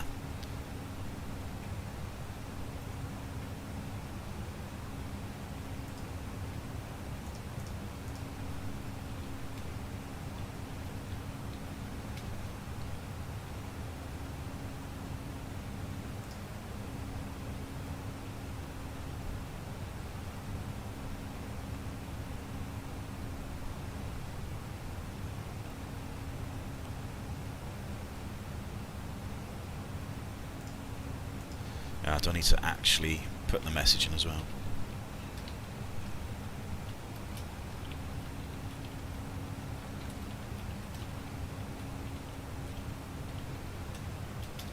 There we go. Done. Yeah, it's my one... It's my one... what's the word? I can't even remember the bloody word now.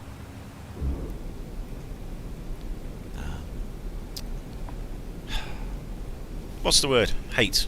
My one annoyance is people flying at the wrong fucking flight levels. You know, it's not difficult. you know, there's documents online. You know, yeah. I mean, there should be, to be fair, there should be something in Navigraph. I don't think there is something in Navigraph, but I mean, there should be something in Navigraph.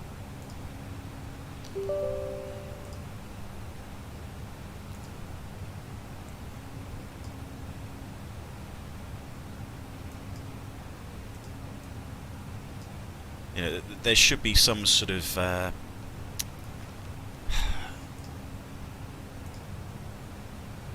options, you know, which so you can see the flight levels really. Yeah, it's sort of a bit weird. There's sort of a way of remembering it, but the annoying thing is sort of, I think, is it UK, France, and Spain, because a lot of traffic goes north and south. The values change, so I think anything going, let me just double check this before I actually say something wrong. So what is it going, oh, there we go. So no, France, east. So if you think of it, east is least, east is odd, or you know, east is odd, east is least. So you know, if you're going east, it's an odd flight level, and if you're going west, it's an even flight level. And then in Spain, because you're going predominantly north and south, it's odd if you go south, and then even if you go north. I think that's similar for. No, that's east and west in the UK as well. So it sort of depends on kind of where you are. And Spain's a little bit funny. Portugal's the same as well. Actually, that's sort of north and south, because you know a lot of the traffic's obviously going north and south through the country rather than east and west. So it sort of it changes a little bit. Depends on kind of where you are in the world, but yeah, generally if you go east, it's odd, and if you're going west, you know, between 180 and 360, you're even, which is what we are, you know. And this guy over here is flying at a bloody odd flight level. Now, you know, there's no sort of flight, there's no sort of airways around here. It's sort of free, what they call it, free route airspace, where there's not particularly any airways between waypoints. So you know, that's not too much of a problem. But you know, equally you can get, you know, another aircraft going the other direction, going between the same waypoints that you're going, and flying at the correct waypoint. And because you're flying at the wrong flight level, you know, you bloody cause a collision. You know, of course in the sim it's not, you know, if you cause a collision in the sim, it's no sort of major problem. But you know, the real life, it's, you know, swapping paint with somebody at 36,000 feet or 35,000 feet because you're at the wrong flight level is going to be serious business. So yeah, it's kind of my little bugbear on VATSIM, is just people flying at the wrong flight levels, and you know, it's just, there's no real need for it. Of course, I messaged this guy and he hasn't even responded to me, because you know, that's what people do. They're just ignorant, aren't they? They just go, well, fuck you, what do you know? It's like, well, okay, yeah, obviously not much.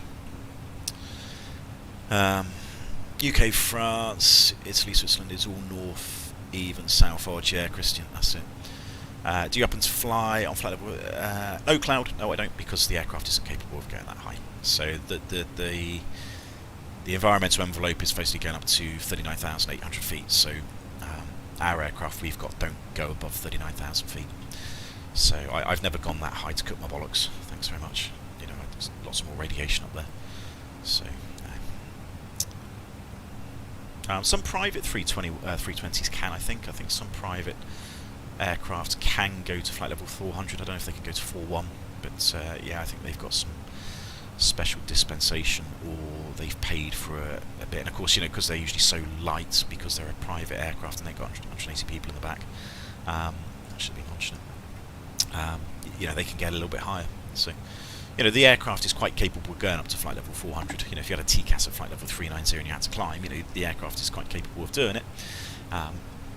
You know, you're not really allowed to go up there, or we're not anyway. Remember on a previous stream you had a TCAS RA from somebody at 321 and you went absolutely insane. Yeah, probably. Sine, hello, how you doing?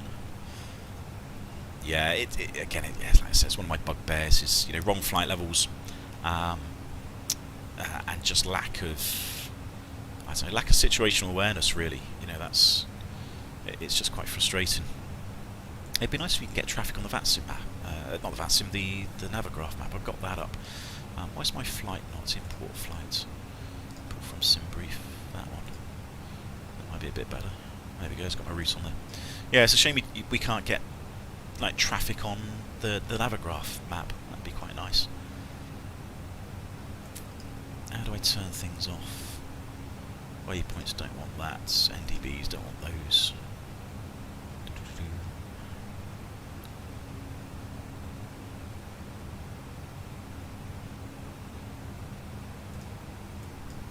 That's a little bit better. And of course, some airways as well. When you look at those, you know, they have specific. They can have specific caveats of, you know, whether it's an even flight level, odd flight level. Some airways are, you know, unidirectional, so you can only go one direction on them. You know, some are, you know, that's the thing. A lot of airways are bidirectional, so you can go up and down them either way. So you know, being at the right flight level is critical, really, in that respect. How do you DM other pilots? On vPilot, it's just .message, call sign, and then you message, which is what I eventually worked out to do. I turned off auto TCAS, and every time I get a TA now, I check what the other aircraft's real altitude is. And when it's 1,000 feet, I just ignore the TCAS. Yeah, that's brave, Christian. Auto RA. Yeah, I mean, don't forget. I mean, these aircraft, the 320 CEOs, at least, you know, all that I've flown. Excuse me. You know, all the 320 CEOs I've flown don't have the auto TCAS anyway.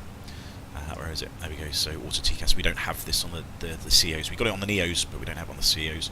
So you know, this is a very normal setup for us. Auto central switching. Yeah, we should have that. Yellow hydraulic, we've got that. Navigator, we've got that. We don't have ice detection on our aircraft, 1,000 brake fans. So you know, this is relatively common for a CEO aircraft. Of course, the fly-by-wire aircraft, you know, I think, does that have auto TCAS? I think it does. I think that's got it, you know, which is representative of the real aircraft. I haven't done a fuel check. I should have done that, really. Right, road on. How much fuel should we have at road on? I know there's something else I haven't done. Flight plan. So what do we took? We know it took another 800, so we should have about 1,200 on top of the flight plan. There's a road on, so 1,200 on top of that. Should be about 8.4, 53 minutes and 8.4. So yeah, that's good. We saved a little bit of time. That's because the early left-hand turn after departure, instead of going all the way around, we made an early left-hand turn. So that's why we've saved a bit of time. And we saved a bit of fuel doing that as well. So yeah, probably about 8.7. So we've saved about 300 kilograms probably on that departure, which is good. Stacey, 3 times now TCAS alerts, and they said everything is fine. So stop. So I stop. Okay. Yeah. It depends where you are, really, doesn't it? If you're in the cruise, then you know, it might not be quite so bad. But you know, in a TA, you know, a TMA, should I say? You know, TCAS you probably want to pay attention to. But you know, again, this is a brief. You know, when we're departing places like Heathrow, Gatwick, you know, anywhere, Paris, Amsterdam. You know, when you've got really, really busy airspace, and you've got a relatively low stop altitude, you know, 6,000 feet, whatever. You know, one of the threats is, you know, it's very busy. So, you know, don't race up in open climb. You know, use vertical speed. In the climb, you know, just to prevent any TCAS RAs going off. So, you know, it's part of threat and error management. You know, you're recognising that, and you're a busy bit of airspace, and you're mitigating it by doing certain things. With what speed do you usually descend above flight level 100 in real life? Is it 320? Yeah, it used to be. Yeah, it used to be cloud in old airlines. We used to do that. You know, you think, fuck it, yeah, 320. There you go, 320 knots. Yeah, we don't really allowed to do that anymore. Companies don't really like it, unless there's an ATC speed restriction. They might say, you know, minimum 300 knots on transition. So you know, we might have to go up to 300 knots or something because there's aircraft behind us and they're trying to get the separation. So yeah, we might do that. But normally on our aircrafts, our managed descent speeds by default, they're usually about 76 to 270 knots. So that's usually what they come up with in the managed descent speeds. The 321 Neos, funny enough, they're usually 250 knots. So they're really slow. It's like fucking Ryanair, you know, for Christ's sake. I don't know why they're so slow, but by default, almost irrespective of the cost index you put in, it's just defaulted to 0.76 and 250, and supposedly that's more economical, you know, because sustainability and everything else. at the minute. We've got to please Greta and minimise the fuel burn. That's what we're doing. We're descending about 250 knots in the 321. Excuse me. But normally it's about 270 knots. But occasionally, if you, like I say, you're descending into busy airspace. Oh, excuse me. It defaults to about 270 knots, and ATC may say you're 280 knots minimum, maximum, whatever. So we can override that potentially and descend at the speed that they want. Right, what else? We're over the sea, I suppose, pretty much. Let's have a look outside. Tirana's down here somewhere. I think this is Tirana. I think this might be Tirana down here.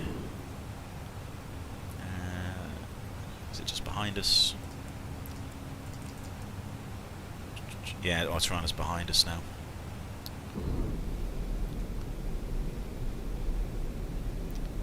Yeah, Tirana's down here somewhere. And then we're going up towards Dubrovnik, which is just on the nose. In fact, you can see Dubrovnik there. That's as far as I can zoom, actually. But I think that's the airfield. There's Dubrovnik. So lovely, nice clear day. So yeah, Dubrovnik's wide open if we need it. Adding an extra 0.8 tons of fuel, but just made my trip. Fuel 800 more than the Mach 2. I made my extra. Doesn't allow me to change the trip fuel.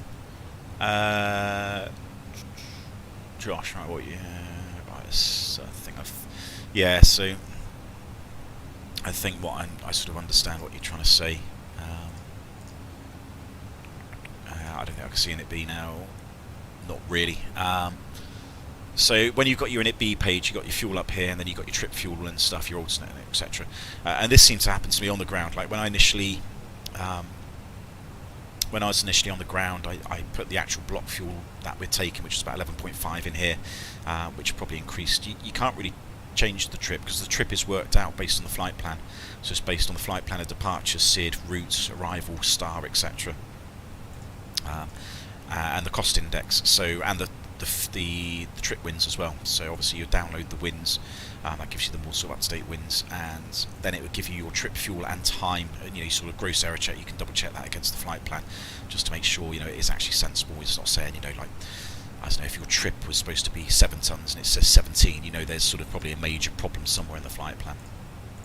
So you shouldn't really be able to change that, but you can change your block fuel to what you're taking, and then it should give you your extra fuel. But then I think there is a little bit of a bug somewhere, because I did see something on the ground where suddenly the extra time was like nothing. It was like -2, which I know that was wrong because it was correct to start with. But as soon as you get airborne, the contingency fuel, that's a planning requirement, that basically gets dumped, and now that becomes your extra fuel on top of any extra fuel you've taken as well. So we took 800 extra, and our contingency was about 400, so 800 and 400 is 1.2, which is basically exactly what it says here. So we know we've got another 34 minutes of extra fuel. So this is working fine. This is showing exactly what I expect. CNR, what was CNR? CNR off the flight plan. What was it?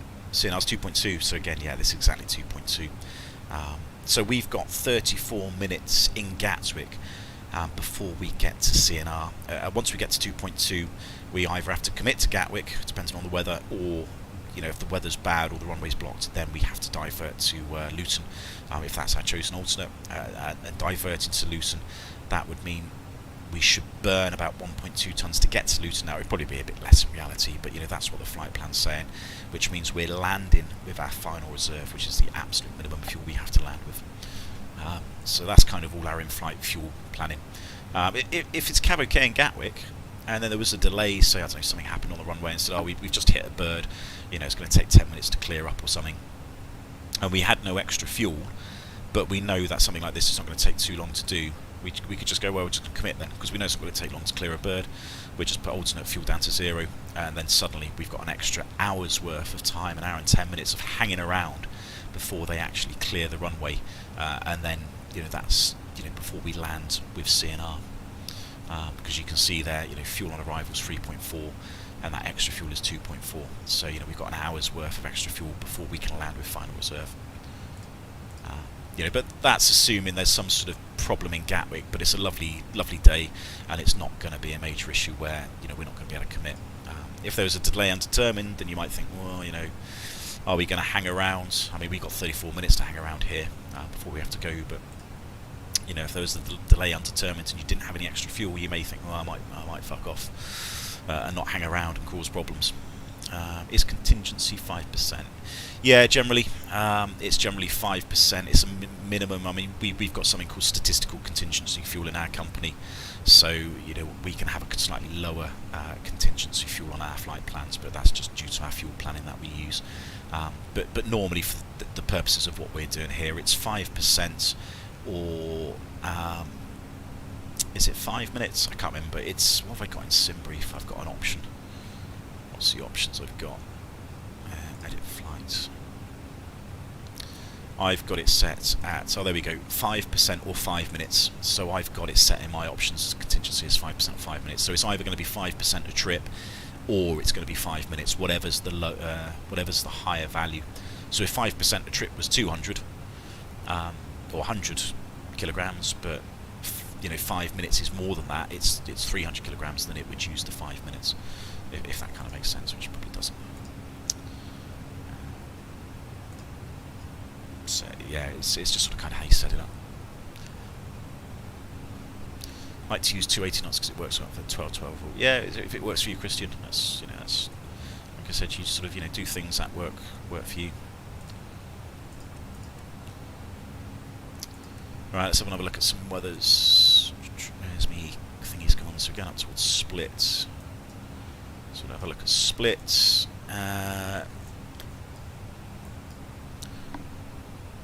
Zagreb's a little bit far away. You could have a look at Zadar.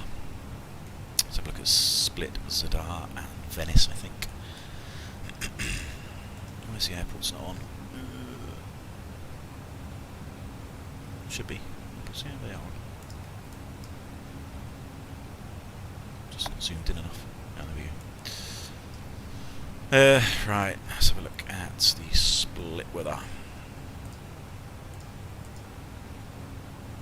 This is a bit academic. I'm sure it's going to be Cavalcade looking out the window. LD SP.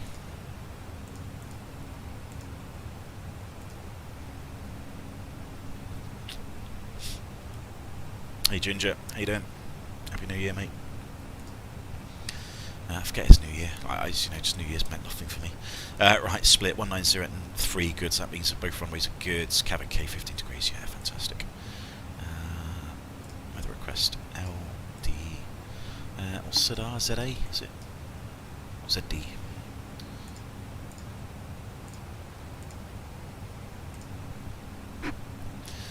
If you have to make immediate return or divert, would you use expedite defence? Yeah, it depends on the problem, Josh. You know, quite potentially. Zadar is good. That's fine. Split LIPZ.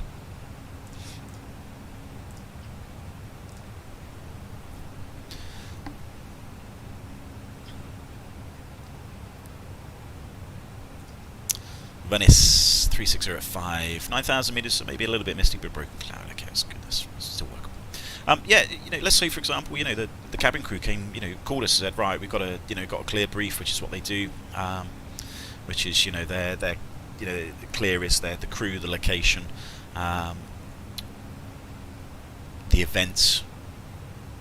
What they're doing, I just can't even remember now, I need to look at this, and what the recommendations are. So if they had somebody that has a heart attack now, this second, and they've got the defibrillator on them, and they're going, you know, this guy is in serious fucking problems, we need to divert immediately for medical assistance. Go, right, brilliant, we're fucking, you know, there's Dubrovnik, let's go down there.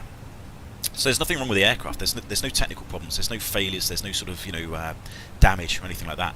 So you know, potentially you could, not above flight level, yeah, so there is a recommendation in the FCOM, Christian, you know, recommended not to use it above flight level 250, but, you know, let's look at the greater risk here. You know, we got somebody of a, you know, probably dying of a heart attack, or a recommended thing in the FCOM, you know, what's more critical? So in that case, you may elect to go, you know, wind that down to 10,000 feet, we know the MSA is fine, we can see it, you know, and we may elect to go expedite descent, because, you know, we basically want to be on the ground in about 15 minutes, so you know, there's a good chance you could do it.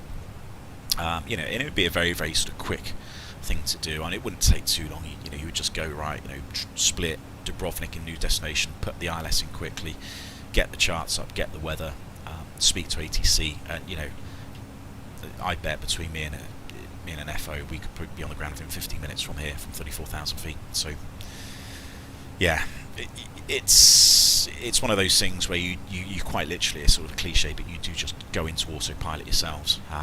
Yeah, and this sort of depends how experienced the guys next to you are. You know, some guys are really experienced and really capable, and you know, you just go off and do different things straight away, which is necessary. You know, some guys aren't quite experienced. You know, they sort of sit there hanging on, but you know, it's not particularly, as long as there's nothing wrong with the aircraft, you know, there's not a major problem. It's quite easy to fly this thing and get it on the ground.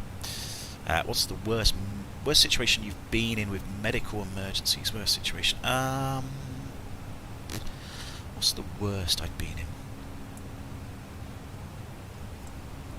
That's quite subjective, Dan, really, because you know, that's sort of, you know, is it a critical event at that exact time, or you know, are we looking at more serious underlying conditions that the person has? So you know, I've had a few. You know, I've had a few returns to departure where we've taken off. The person's not particularly felt very well. I took off once, and literally we got to about 3,000 feet. Cabin crew buzzed through, you know, beep beep beep beep beep. And, you know, you're thinking, oh, what the fuck do you want here? It was 3,000 feet. Like, you know, shut up. But you know, of course, when they buzz you at that sort of height, you know, it's usually because there's something serious going wrong. And yeah, I think the cabin crew sort of spoke to me and said, "Oh, we've got somebody. What do they say? Got somebody on oxygen. They've got chest pains and you know, shooting pains going down their left arm." And you know, bless them, I sort of like was thinking, right. And they were like, you know, they were a little bit indecisive. I was like, do you think it might be a heart attack? And they're like, oh yeah, it might be. I was like, do you think we might need to go back? And, yeah, I think we might need to go back. So they weren't particularly being very decisive at the time when they were telling me, and I was thinking, right, it doesn't sound very good. I think we might go back. We had literally just taken off, so we took off, did a little left-hand circuit and landed. You know, we were in the air for about 10 minutes. You know, went back to stand and got the paramedics. So, you know, that was quite critical. I don't think it was a heart attack, but, you know, the sort of symptoms were there. So, yeah, that was obviously, that was quite busy. You know, I've had it where, you know, we've had a child on board and they were really, really unwell, had a lot of serious underlying medical conditions. I'm surprised they were even allowed to fly, to be honest. I don't think they declared them at booking, because I think if they did declare them at booking, they probably wouldn't have been allowed to fly. But, you know, they had about 3 or 4 machines plugged into them, you know, oxygen things and all sorts of heart rate monitors and all this sort of stuff. Yeah, and they had to go on oxygen once they got to cruise. And I think it's because the cabin altitude is, you know, sort of 6,000 feet, 6 or 7,000 feet at cruise. Their body, their poor little body, just wasn't able to absorb the amount of oxygen that they normally do at sea level. So, you know, they were on oxygen, and you know, that wasn't particularly good. But, you know, the cabin crew spoke to us, and the cabin manager spoke to us, and they were sort of like, look, I think they're going to be on oxygen for the rest of the flight, which wasn't ideal. And you know, the parents were talking to the cabin crew, and they were just like, oh yeah, well, you know, he could just die any day. You know, we're just used to it. I can't remember, he was like 8 or 9 years old. And it's just like, yeah, he could just drop dead tomorrow. You know, it's like, that's, you know, he was so ill that he could just drop dead. And they're like, it's, you know, is what it is. And they were just so blasé about it. You know, poor guys, you know, obviously had to live with this all their lives, or certainly as long as the child had been alive. But you know, we were sort of sitting there going, well, hang on, if you use all our oxygen, you know, the sort of portable oxygen, I don't think it's probably not, is it even modelled? Probably isn't. Ooh, let's go a wander. So we have portable oxygen cylinders. Can you even open the thingies? No, I don't think you can. Okay. No, there's obviously a number of portable oxygen canisters that are sort of, you know, scattered around the sort of cabin, you know, for sort of, you know, for reasons. And we were sort of working out on this, and they're basically going for a bottle every sort of half an hour. We had, God knows, we had like sort of 10 or 11 bottles on board, and we were like, well, hang on a minute, if you go through 8 bottles of oxygen, we're going to land with not enough oxygen bottles to come back.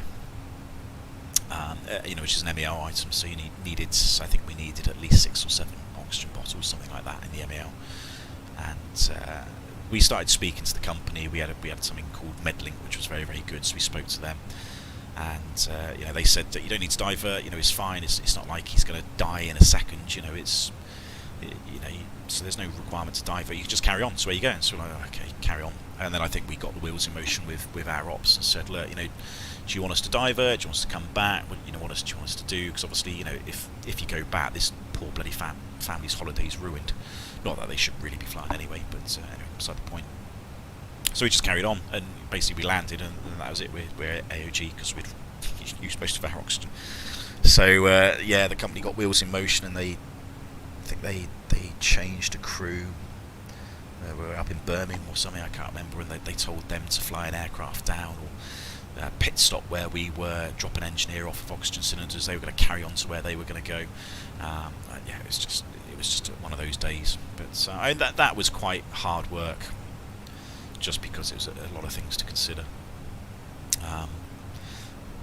But you know, so yeah, again, you know, worst case, like I said, it's really subjective.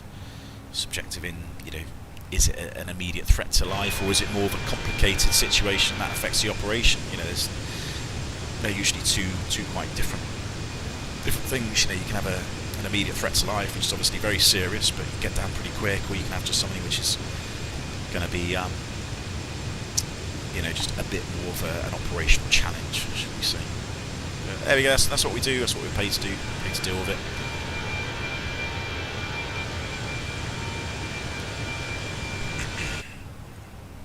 Right, as we're going over the hard stuff, we can get at point decision point in, and do data, waypoints, LDD. What is it? 40? Is it 4630? I can never remember.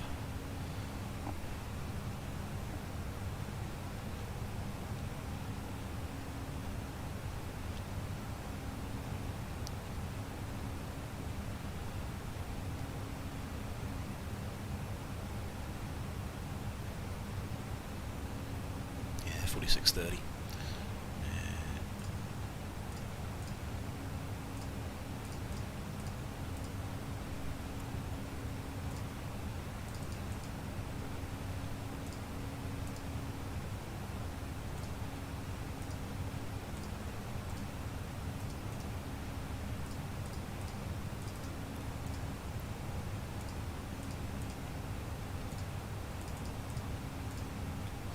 Perfect. Right, I'll do that.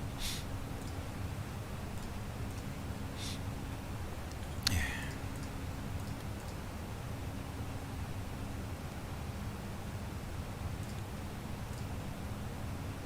Right, technically we probably could go up to 36 in a second.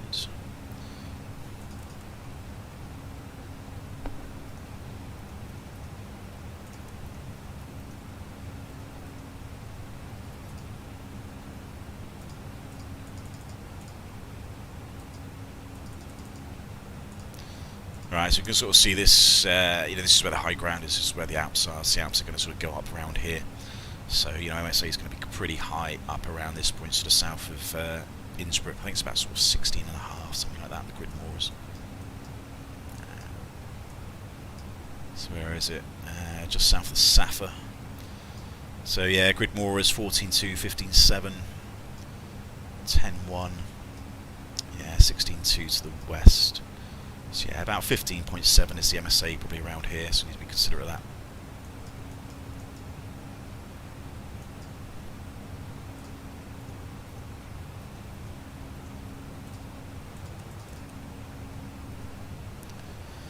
Perfect. Are you step climbing? I will do. Yeah, I might just wait, because the optimum is 340 at the minute, so I might as well just stay at the optimum.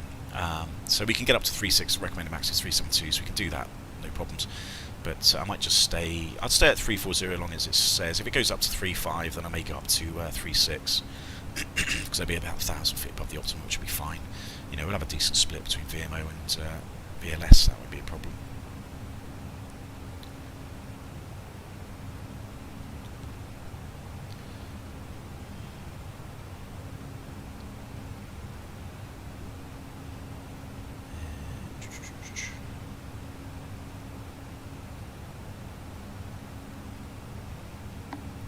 So it looks like that's a chin. That was at 350. It's finally climbed up.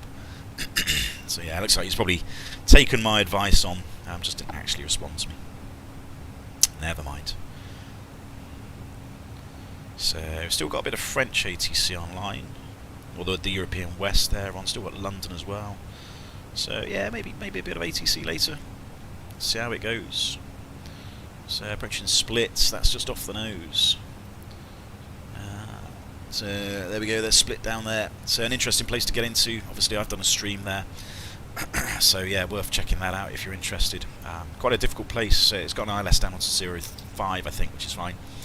But runway 23, there's a circling approach. There is an RNAV visual approach, which we do in real life, which is actually a lot easier nowadays than you know, what it used to be. But there is a circling approach from the VOR, which is here, which is a bit more interesting. Obviously, you've got a lot of high ground here as well, which you shouldn't be going anywhere near. Well, you do go near it, but you know, you don't want to get too close. So yeah, really interesting place to get into. Split really makes you think.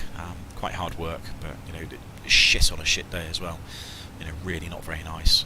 But you know, that's what happens on a lovely day like this. This will be fine. I mean, I think it's nice and calm down there, so you just do the ILS onto 05 and you're fine. But yeah, a fun little airport on a good day. Not so much when it's not a good day. Where's Pup got now? I don't know. He's probably on the bed or something. I might go and see if I can get some lunch. Actually, I'm kind of peckish. I'm gonna get a drink. I need a wee. I think we're all good. So yeah, I think I might just leave it like that. I'm just going to go off the air for a little bit. Go and get some food, go and get a drink, and I'll leave it with you guys. So there you go, you have control, and I shall speak to you shortly in about 5-10 minutes.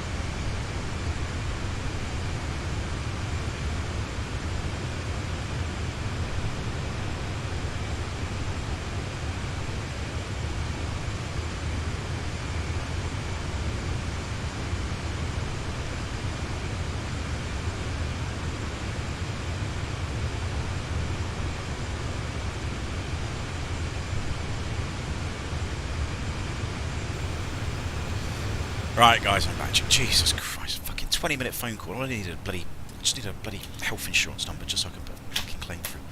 20 minutes to be speaking to somebody for 30 seconds to go, oh, I forgot my number. Right, anyway, we're over the Alps now. We said MSA is about 15.7, that's the worst case. We're sort of north it now, so any sort of problems are just going to carry on. Well, we've got Zurich just ahead of us. I did have a look at Milan weather. I'm not going to go there now, but just have a quick look at Milan and the rest of the places we're going to go. Not Milan, Zurich even. LSZH. Just make sure the weather's good down there. Did you cook a 3-course? No, and he had some bloody. And he had cheese and crackers, but then I had to phone somebody up, which just takes forever. Right, anyway, there we go. So good viz, but broken cloud. Good, so Zurich's all fine. That's lovely. Where else are we going? Zurich. Let's have a look at Basel, I suppose. I don't really need Basel. Zurich's fine.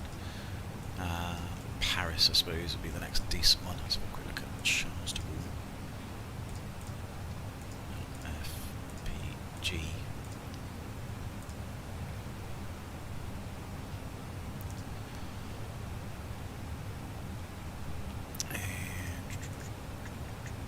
Paris, good. So Westerly is fine. So yeah, good. All the weathers are looking dandy. Let's have a quick look at the arrivals. Still seems to be a lot of ATC online, which is good. We can go up to 360 now as well, so I'm going to go do that. So yeah, 35 is the optimum. So let's go 36. So there we go, thrust climb 360 blues, no traffic around. Where are we after my flight's arrival? So let's have a quick look. Let's get the ATIS. So we've got information when was that? That was so probably a new one due pretty soon. 26 left, 2008, fantastic. This is my sort of weather. Maybe a bit southerly, all the lines broken, 1811 degrees, QH is 1015. Excellent. What's the TAF? Is that going to be any worse? That's the METAR. What's the TAF? So, prop 30 by 3 o'clock, that's affecting 8,000 metres rain broken. So yeah, maybe it'll get a little bit rainy, a little bit 8,000 metres, sort of 5 miles. So it may be a little bit worse when we get there. But that's fine, we can deal with that. Alternate, let's see what we want to look at. Is there any ATIS? No ATIS. So current 1320, yeah, it's 200, all the lines broken, so that's looking pretty good as well. With a similar sort of TAF. How we doing? It's got to 1,000 to go.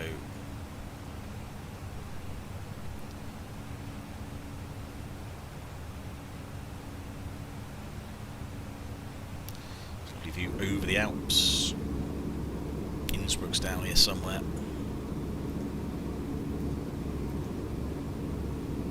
I'm sure it's a bit more snowy up here. Don't know. Who knows? 1,000 to go. So what's the TAF? 1800s, 2006 Augustine, 26, yeah. By the time we get up to Luton, if we went there, that might be a little bit nasty as well. Oh, just a bit of winds. Cat 1, Prop 40 tempo is a bit more relevant. That's tomorrow, that's fine. Not going to affect us at all. Good. I suppose we'll do another fuel check, can't we? RJAX, what's that? RJAX about 2 hours, 7 minutes.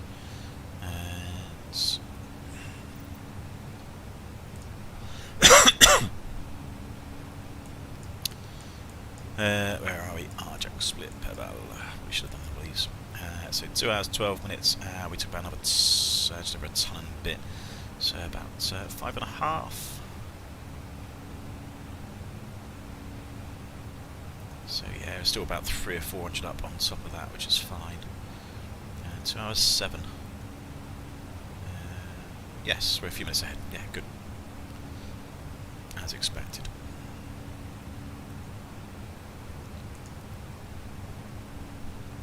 Right, Macau Star.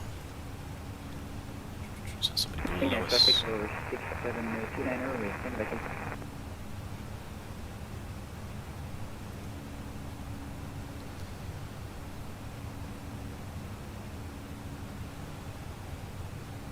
And where are we going to be getting traffic? Probably, so around Hochfeld we should be speaking to Euro West. They're online. Oh, London Control's gone offline. Oh, that's a shame. What have we got there? Gatwick. Tower, ground, delivery. At least we got a little bit of controllers. Oh, that's annoying. London Control was on like about 20 minutes ago. Right, out cruise. Fine, so we'll just say the QNH 1015.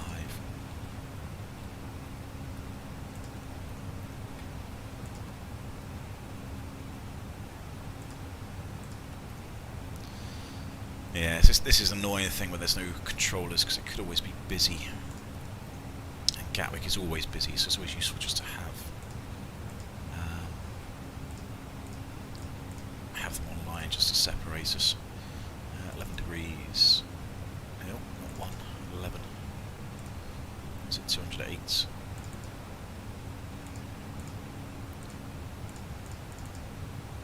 Fortunes minimums.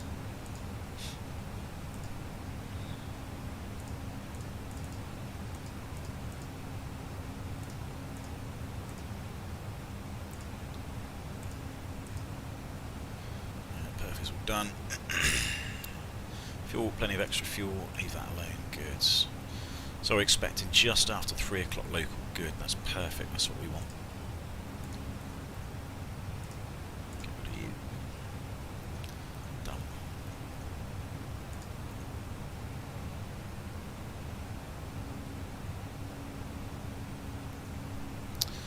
Excellent. That's how you preset a QNH. I thought doing it would make the aircraft. No, Dan, no. Somebody else said that the other day, but it shouldn't. It's an out cruise, so it's just going to maintain the altitude. So if you set it, obviously your indicated altitude changes, but it doesn't really make it jump up and down at all. It should just basically stay where it is because it's an out cruise, so it's not going to start going up and down or anything.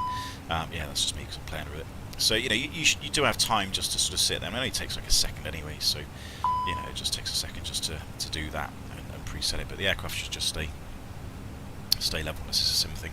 I don't know if the fly-by-wire does it. I'm not too sure if that has a bit of an issue. But somebody else did mention that, saying their aircraft was going up and down, but it shouldn't do. It should just stay, just stay at its altitude. So yeah, there's a lovely view of the Alps. Much on that side anymore.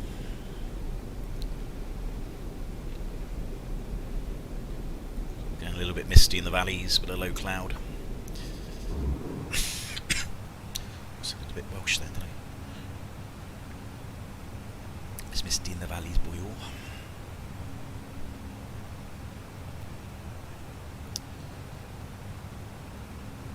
Good. Anyway, we're doing well. We're making up time. Pretty much landing as expected. What's the schedule? So the schedule was 15:30. Good, yeah, so we're nicely ahead of that. That's fine.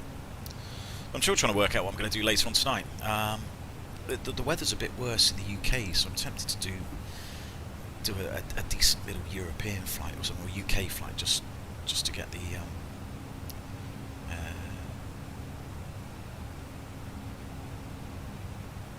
so I'm just reading somebody's comment. Did I get the checklist from BA from? I haven't got a checklist from BA. Somebody's messaged me. Yeah, okay. Fair enough. It's not a BA checklist.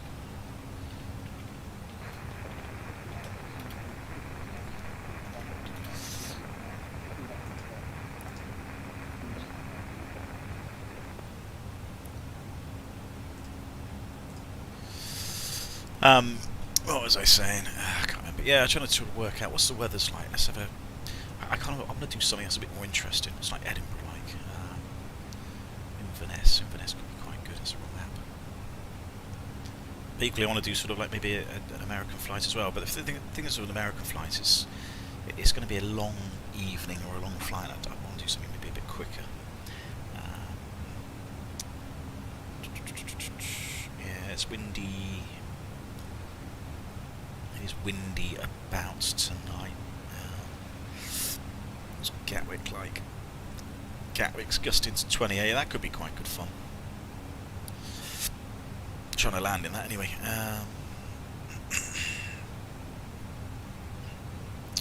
Heathrow's not so bad.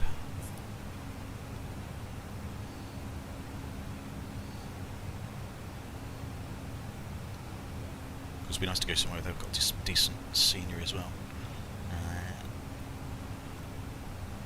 Bit foggy in Lyon. It was Copenhagen like later.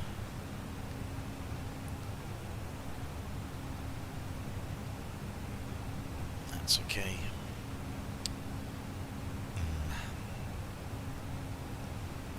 Oslo. Has anybody got the Oslo scenery?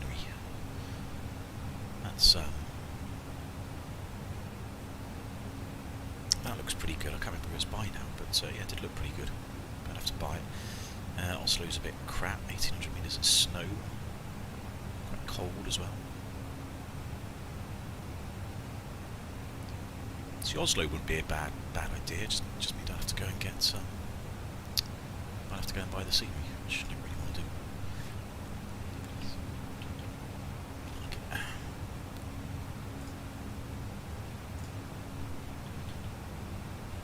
Just Sim, that's it.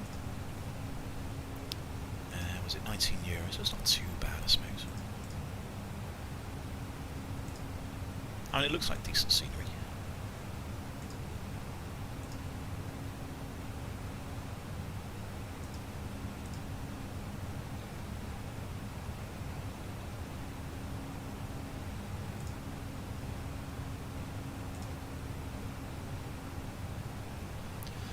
The freeware scenery is better than the payware scenery. Oh, do you? Okay. So which one's the? Is that the one on FlightSim.to?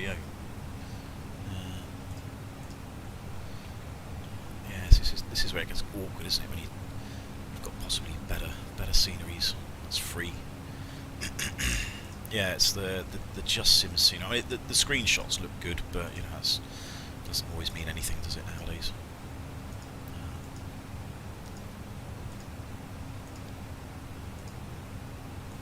I mean, the screenshots do look really good, but who knows?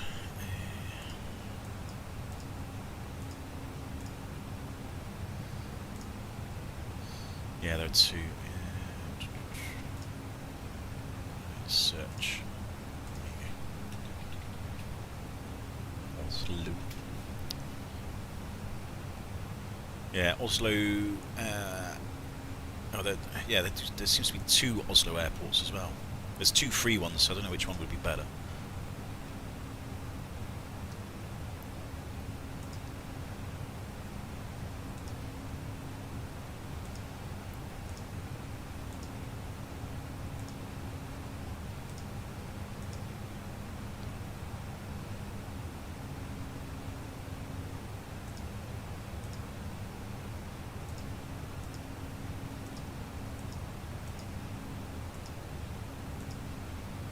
And the free one does look pretty good, but one of them looks pretty good.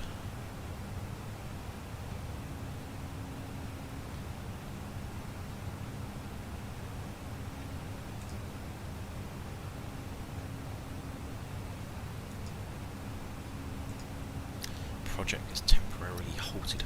There's one which is not being done. The one from Hergy 1234. Is that the better one than the freeware? The payware one.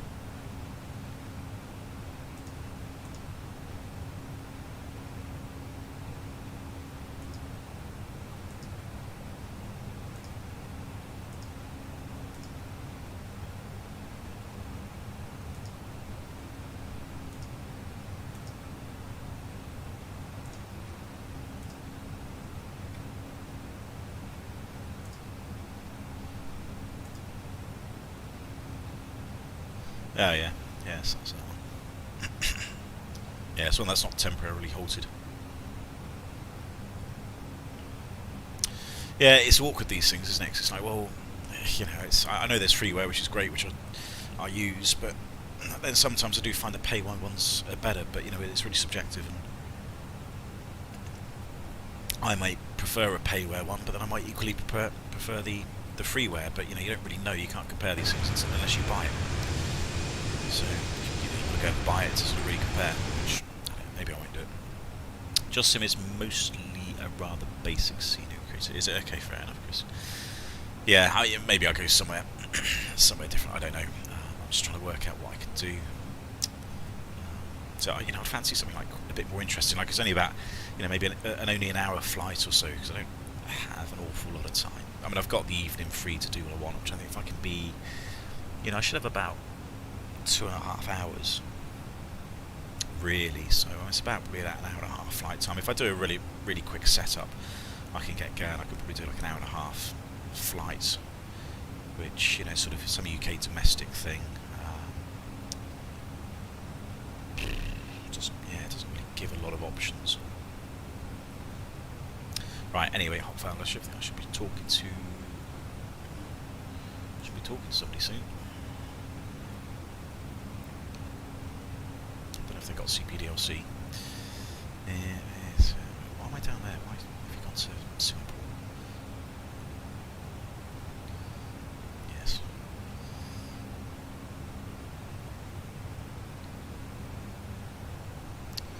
Right.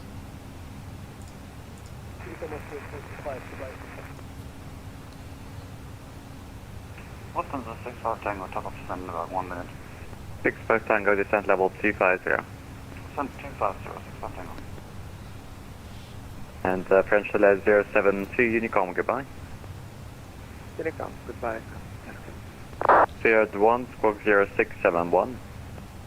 Oh, 0671, sorry, 231. Air Control Resto, good afternoon.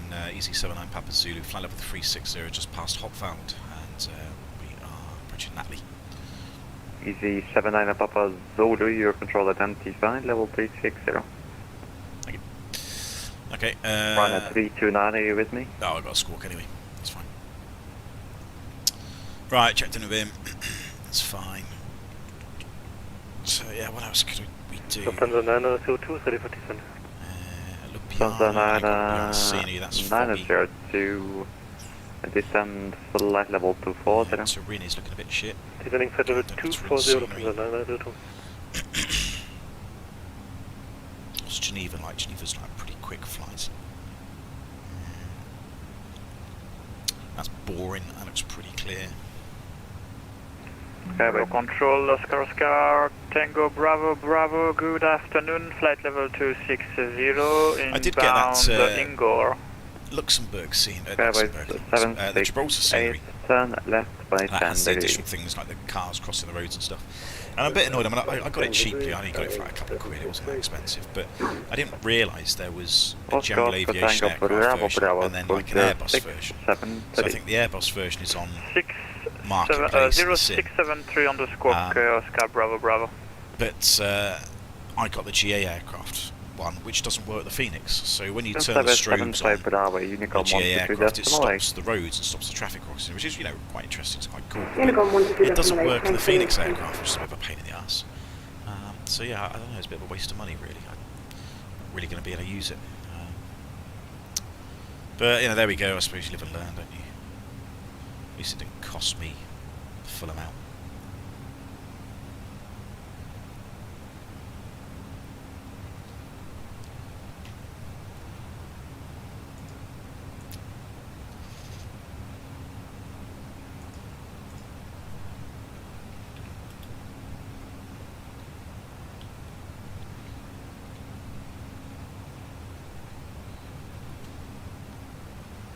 Skyway 768, clear conflict direct to Gulf Alpha India.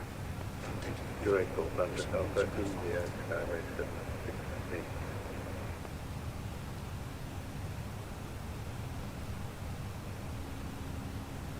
Control KLM 1665, request direct to Guelph. KLM 1665, direct to Papa Golf.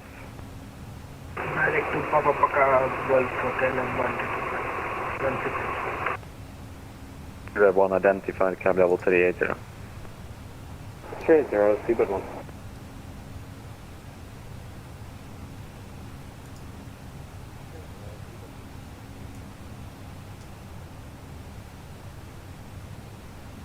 Lange radar, Connie 1 Bravo on the Sobra 2 Lima departure.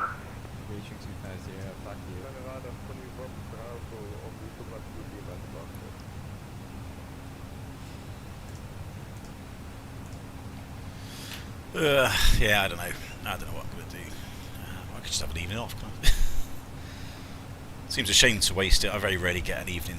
The station calling you out of my aspect. Maybe I will do an American flight. I don't know. I doubt ATC will be online, so it'll be a bit of a wasted journey. Control, good afternoon. Speedbird 5-1 Papa, flight level 340, 22 track miles south Boston of to Dillon. JFK. Boston to Washington.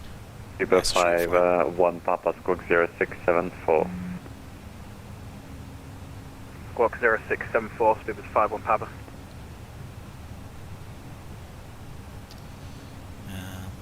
Is the 80 Yankee Tango, I need you now back on an odd level. You're able, flight level 390370.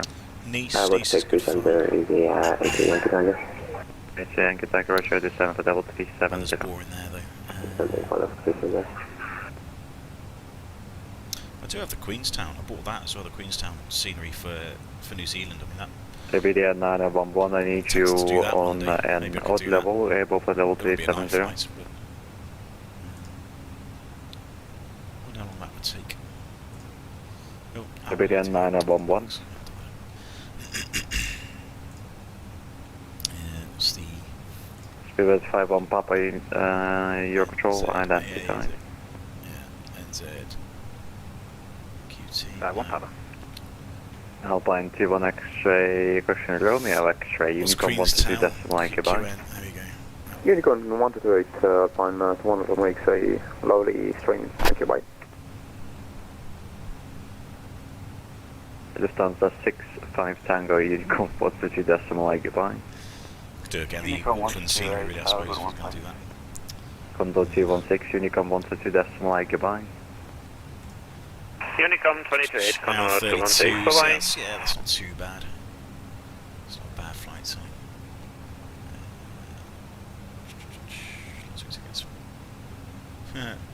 Yeah, don't forget those Christian voice, you know, you never know, bloody, if he would have won it tonight, he'd be kicking you. Your control, good afternoon. Speedbird 6A Hotel, climbing flight level 300 up to flight level 370, just passing Zamap. Speedbird 68 Hotel, your control identified, climb level 370. Climb level 370, Speedbird 6A Hotel. Scout, Katanga, Bravo, Bravo, identified. Right. Your control, good afternoon. Cargo Lux 25, and then the passing flight level 310, inbound mid-depth, flight level 380. Rock 25, November 30 minutes till we go down. 0675. 0675 in the box, Cargo Lux 25, November.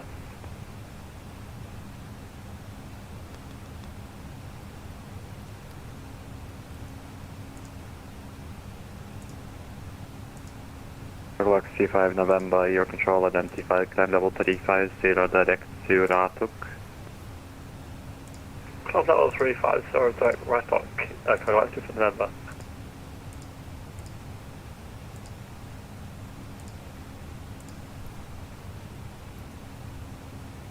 Lufthansa 902 request for the descent.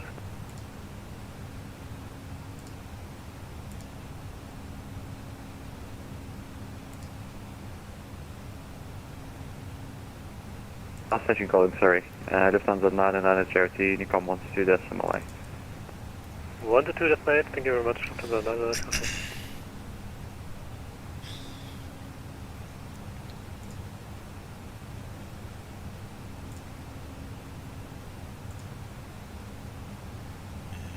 Oh yeah, we do have an ATIS because Tower I think is still online. Just don't have any London control, that's the only sad thing. Never mind. Does that light actually work? I think I'll go like 25 down the request, service climb to level 380 if possible. Cargo 25 November FM, climb level 380. Climb 380 if Cargo 25 November. Oscar Bravo Bravo, request descent. Not that I can tell. Oscar Bravo Bravo, descent level 240. Descent flight level 240, Oscar Bravo Bravo. Siberian 911 Unicom 122.8.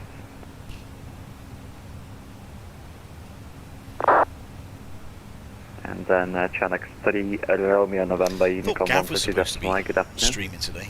122.8 Channel 3 November. I suppose how many VATs? Yeah, I don't know, to be honest. Yeah, I mean, it's a Friday, isn't it? So I suppose, you know, sort of weekend days and Fridays, they might have a bit more chance to do it.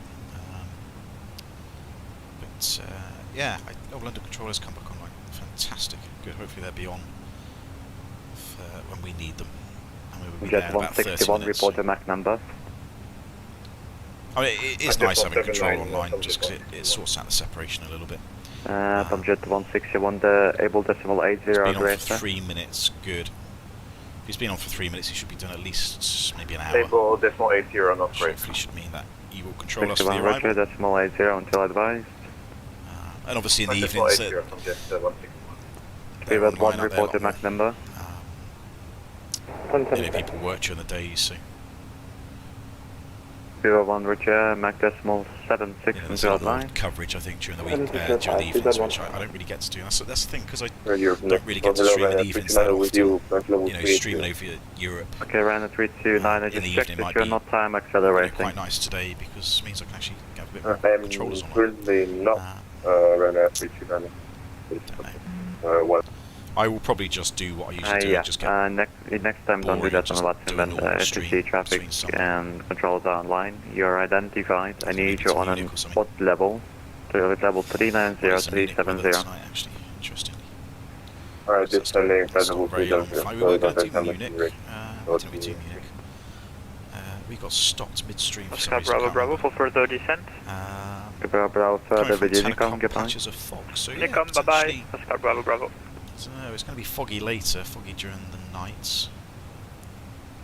So I suppose we get an auto land out of it. We could always do.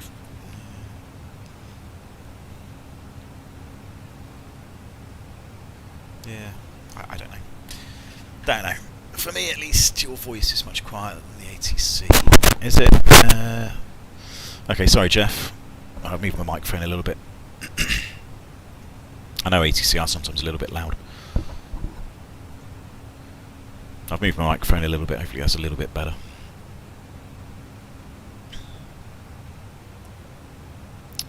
Alright, let's get some charts up. Luton Gatwick.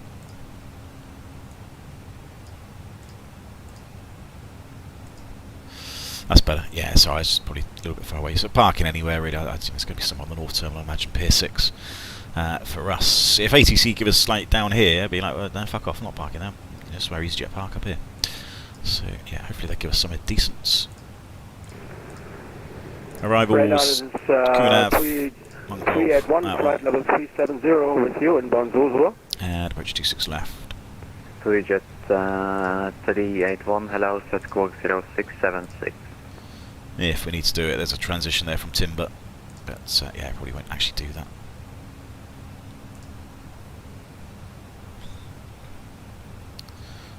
Right, let's get you out. Control, sorry, Rhino. Rhino has a... Jet 381, squawk 6.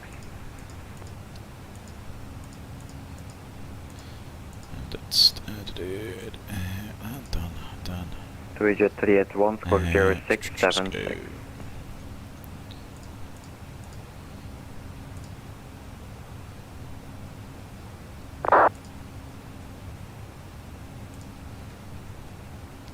Tidy that up a bit. Jet 381, your control identified, direct octet.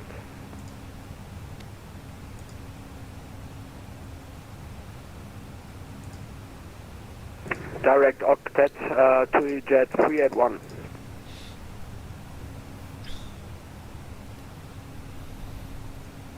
Airspec 087, direct to Mopem. So direct to Cutton or Kessex would have been nice if they could give it to us. Not quite as efficient in the real world, guys. There we go. Distance of 59 Victor, Unicom 123.9. Lufthansa 59 Victor, Unicom 122.9. At least OBS seems to have behaved so far. Touch wood.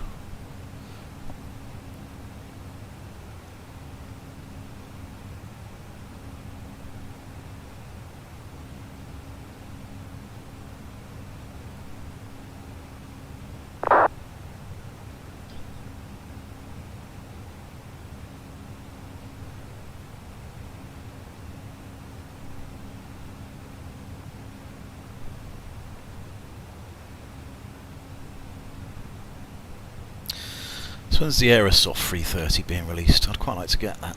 So I think it's one of the aircraft which I would probably look at getting. Only because it is very similar to the 320, so I'm sure SOP wise it's not that far different. A few additional systems, there's a couple of extra electric pumps I think. Obviously the fuel system is a little bit different. But yeah, you could do some long haul things like that. I don't know how good the failure model side of it, probably not that good, but yeah, hopefully that'll be okay.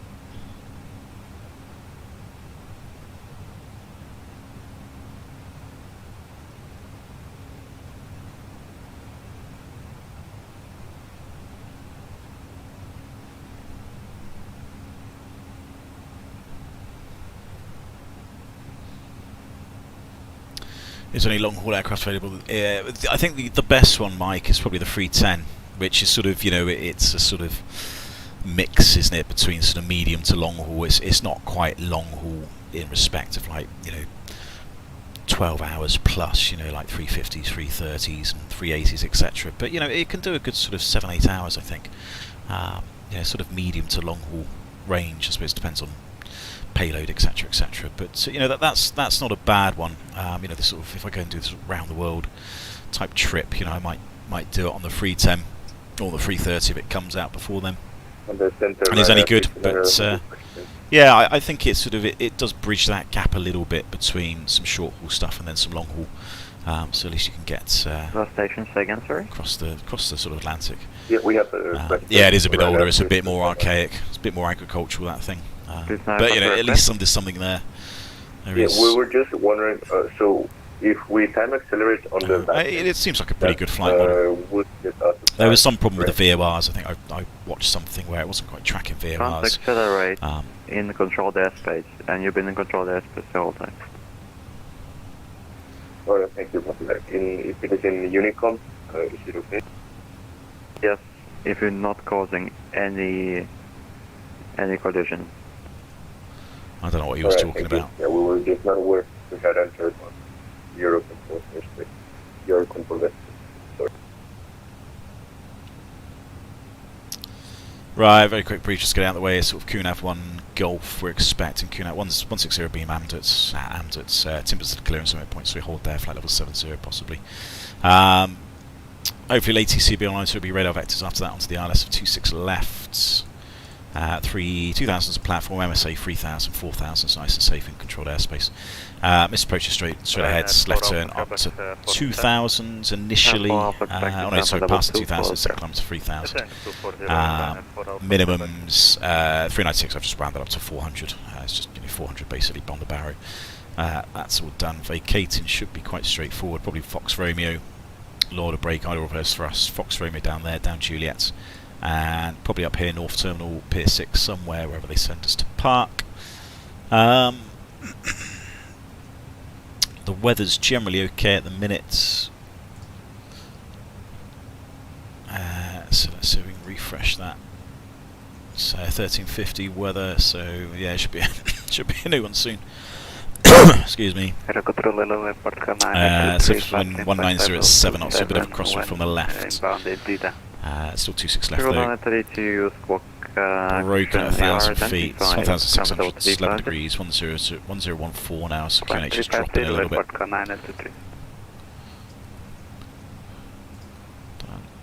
Done.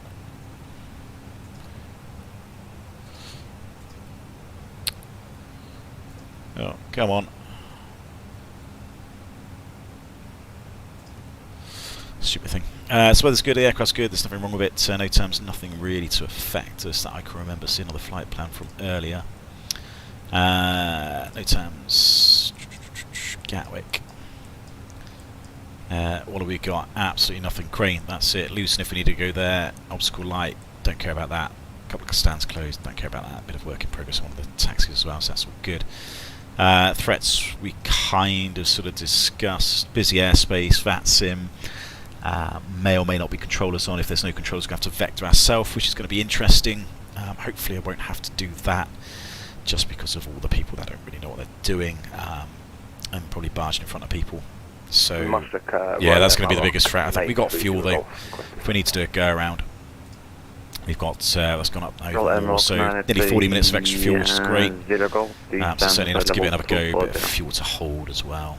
Descending flight level 240. That's all done. India Whiskey would get that. That's all fine, that's all done.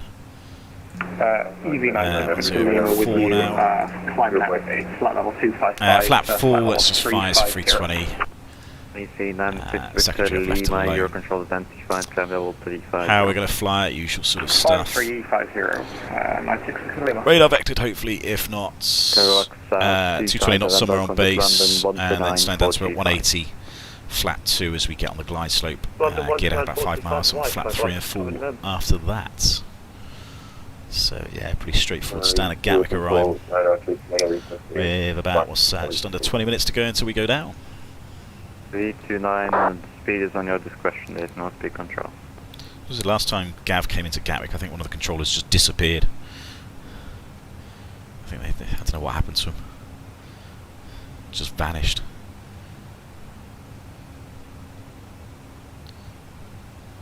But Gatwick looks busy. There's somebody, Gatwick, and a, so they just shouldn't be doing that. Jesus, there's so many aircraft on the ground. It's going to be absolute chaos. I don't know why people, they should just not allow that. You know, doing circuits or something in Gatwick in a general aviation aircraft is just like, no, just sorry, but no, that's not happening. You know, you can't do that in real life. You can't. I mean, you get general aviation aircraft going across the airfield that go up to Red Hill, but you know, you don't have aircraft doing circuits in Gatwick. That's just an utter joke. So yeah, the controller should just be saying, "Sorry, buddy, that's not happening. If you want to go and do circuits, go and do it in bloody Shoreham or something."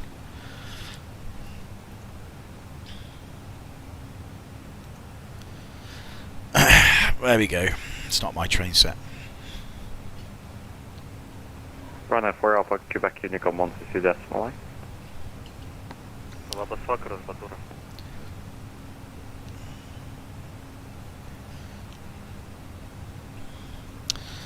Yeah. Oh, just send me direct to Kessex, that'd be so nice.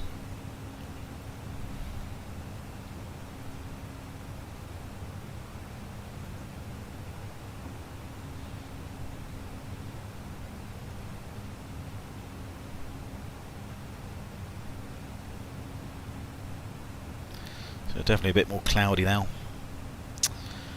Left that Greek sunshine, sadly.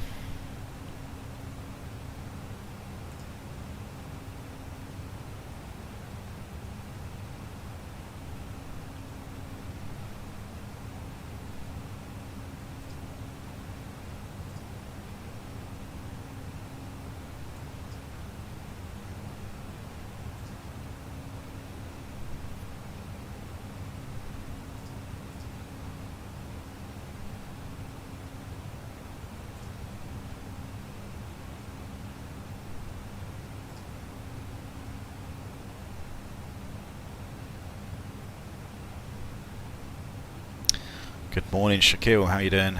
Good morning from America. Well, good morning to America.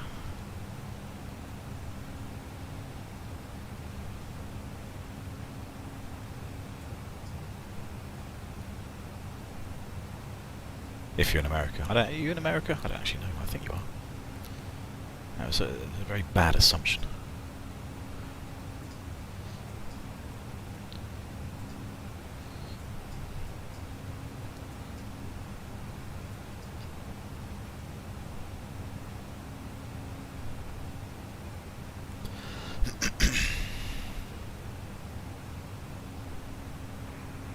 Here control line after London 15 festival 320.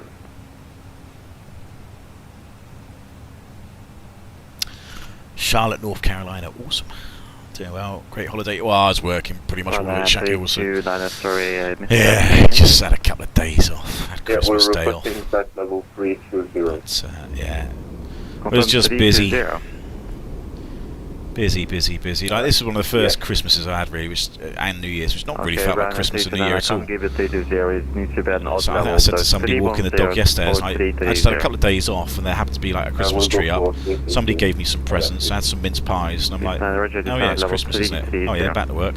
It just, it looked like Christmas, but it didn't feel like Christmas. Just, everything was going on that was all associated with Christmas, and I just happened to be going into work left, right, and centre. So. Yeah, it's like, I don't know. Well, my missus had about 3 weeks off, so I mean, she was loving life. She had 3 weeks off and doing all sorts of things. And I had to go back this week, and I was like, there you go, no, I felt for the last 3 weeks. Going back into work every other day. 229, squawk 0677. Right, and we're doing for the fuels. We've used 6.8, 4.7. What's that? 10, 11.5. Good system mix. easyJet Yankee Tango Unicom, goodbye. Unicom 8, Tango, thanks so much. Tom Jet 6, Mike Victor, Unicom, goodbye. Unicom, Tom Jet 6, Mike Victor, goodbye. Right, what is London Control if we get there in time? 29.425.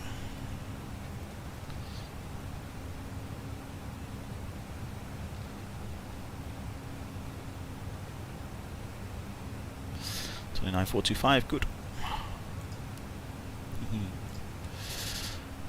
Ah, he dumped me, bastard.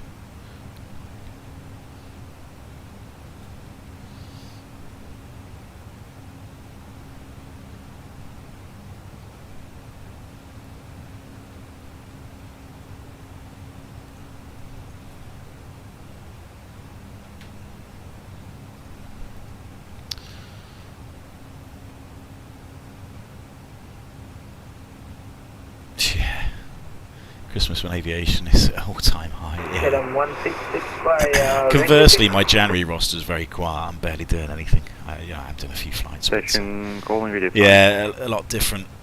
January. Definitely not quite as busy. There we go. Yeah, I mean, she was happy. She was happy with the 3 weeks off.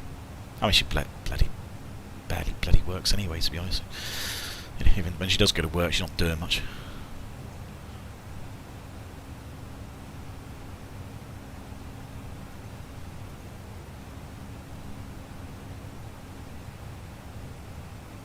Right, hopefully be handed over to London about there in about 10 minutes' time.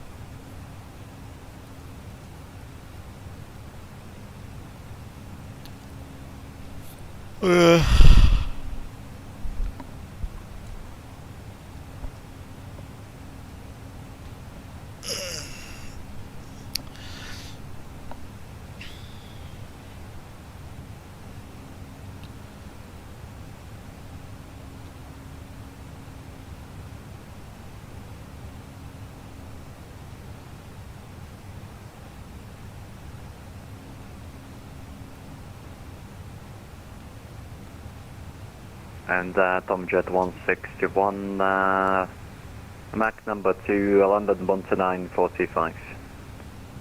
This Mac number 2, London 12945. Thank you. Have a good day. Tom Jet 164.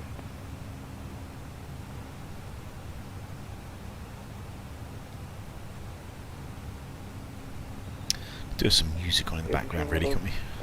941 Tango Lima, 240 for V5. Need to work out how to do that. Alpine 41 Tango Lima, Eurocontrol identified climbable to V50. V50. Request to descent, easy49 easyJet Alpha, descent at level 250. Descent flight level 250 for 9 Alpha.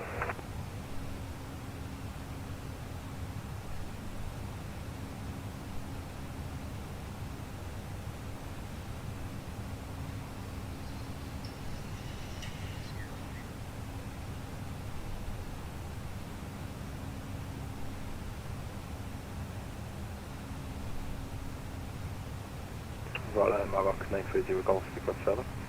Royal Maroc 930 Golf, Unicom 122 decimal line. 122 decimal, thanks for the service. Royal Maroc 930 Golf.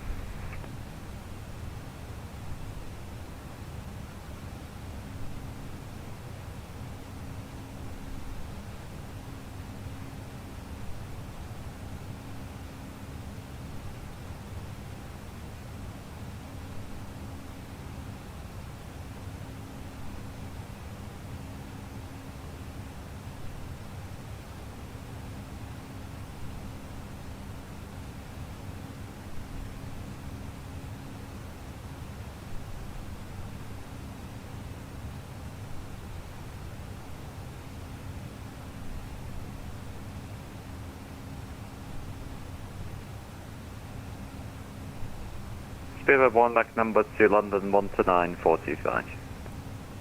Back number to London 129-425. Good one, thanks for everyone. Eurocontrol reporting 8 nautical miles before travel descent, KLM 50 Alpha. KLM 50 Alpha, descent for level 250. Descent to 250, KLM 50 Alpha. Spirit 45, Uniform Romeo, London 129-425.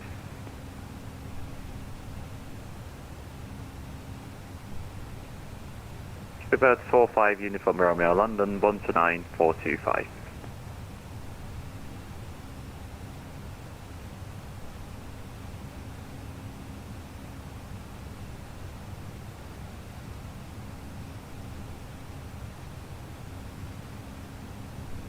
Spirit 45, Uniform Romeo.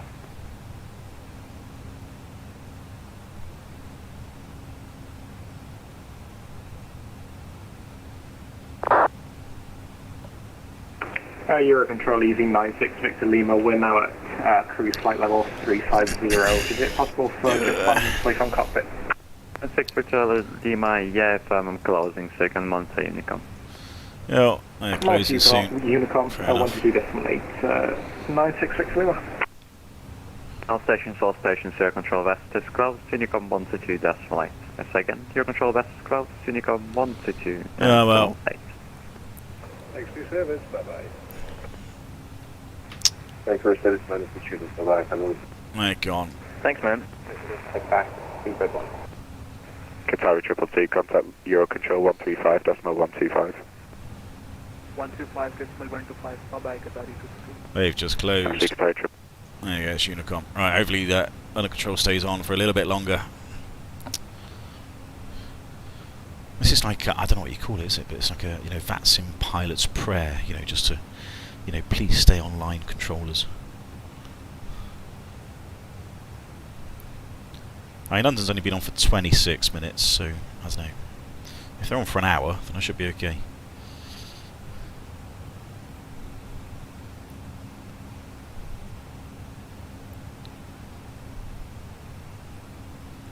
Just depends how long they're going to stay on for. Right, I think this might be a KLM over here, potentially.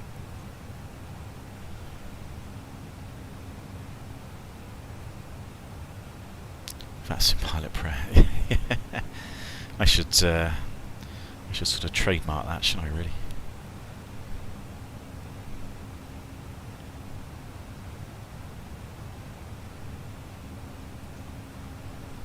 Well, in certain places, like some places, doesn't matter too much, but. Gatwick, you definitely want controllers online. I said this the other day, like Innsbruck, Innsbruck's just an absolute clusterfuck half the time. Mainly because people don't really know what they're doing. So, you know, when there's no air traffic control online in Innsbruck, it's chaos anyway. And when air traffic control does come online, everybody goes there. So then it's suddenly even more chaos. Yeah, I think it's the KLM. Which, you know, you just think of... You know, you can't win. It's always going to be busy.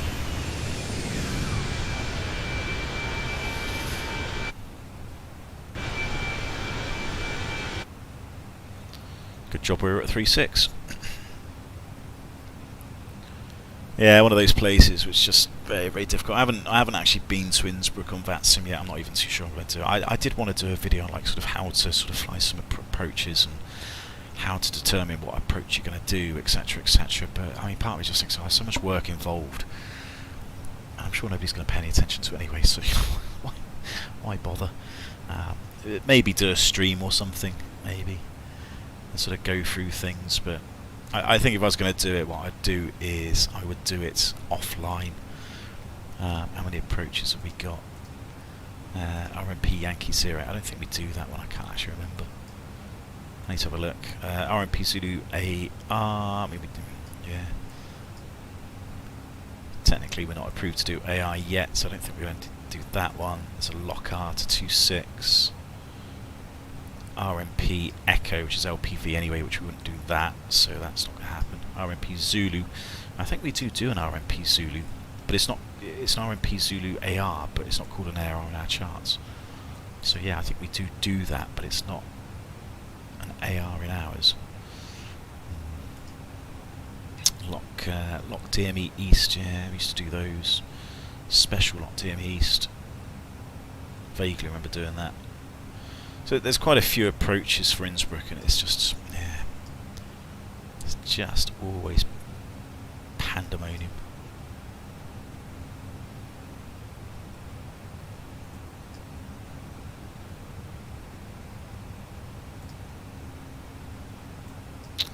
Lock DME West approach, yeah, so we don't do that. I don't think we're approved to do that, because it's quite a steep approach in Innsbruck, yeah, 4.7 degrees, yeah, we won't do that anyway. Yeah, there's quite a lot to sort of brief and discuss in Innsbruck, which just makes it hard work, which is kind of why I'm sort of, yeah, maybe I just won't bother. Right, London South is still there, so we've got London South, we have Gatwick Tower, goods, Gatwick Ground, but I don't think there's Gatwick Approach. Oh no, Gatwick Approach is on.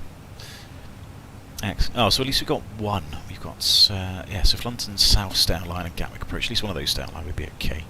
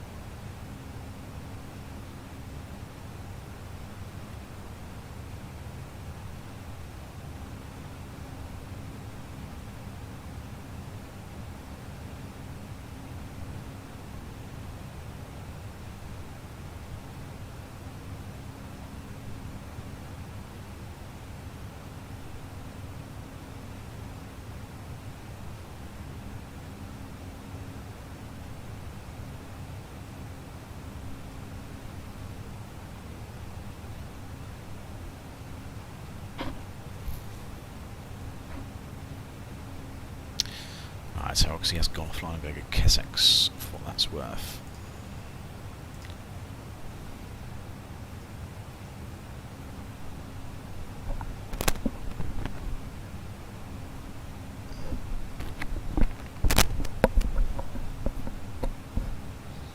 I don't know where my dog's gone. I did play with him a little bit earlier.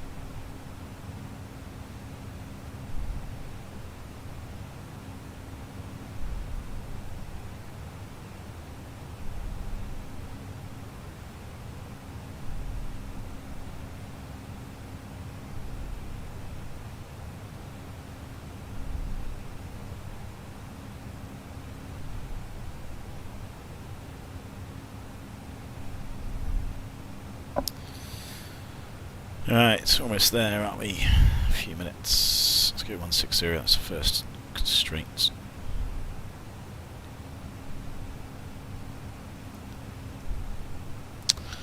Afternoon, Kevin. How you doing? Thought I'd miss a stream again. Looks like I'm just yeah, we're just about to go down. So it's been quite. What's the word? It's quite boring, I suppose. Pretty predictable flight, which is just what we want. Boring and predictable, which is all fine. So Kesak's what we got. It's 4.2. Last little fuel check. Just make sure we're all good.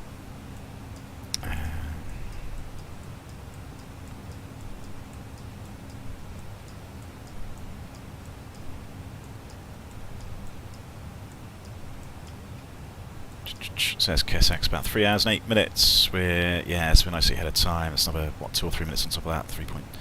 3.4 minutes, and we should have about 3.6-ish, 3.7. We got 4.2, so yeah, we're about 500 more on top of that, which is great. 3.6 landing, and yeah, 42 minutes, loads of extra fuel. Doing well. Nice to have nothing going on. Yeah, it is. I mean, I've got to. Mrs. says I've got to start walking the dog about half 3. Got a meter down the common. So yeah, we're going to be landing at about 3:10. Hopefully, as long as there's no go around. So if there's go around, that might eat into it a bit. But yeah, hopefully, if we can get in on that sort of time, I can go and take the dog out for a walk straight away. And then should be streaming tonight. I mean, that's the plan. I'm trying to work out what I'm going to do, but I've got a few hours later on this evening to stream after dinner. So yeah, I might do something, but it might just be a quick little UK flight. I'm not too sure. It might not be anything too long or protracted, but yeah, it might be enough just to be online a bit later, and hopefully we'll have a bit of ATC as well. So here we go. Managed to send 160 blue, and let's start speaking to London. 69 X-ray Hotel, redirect Lelna. Direct Lelna, easy 16 X-ray 2.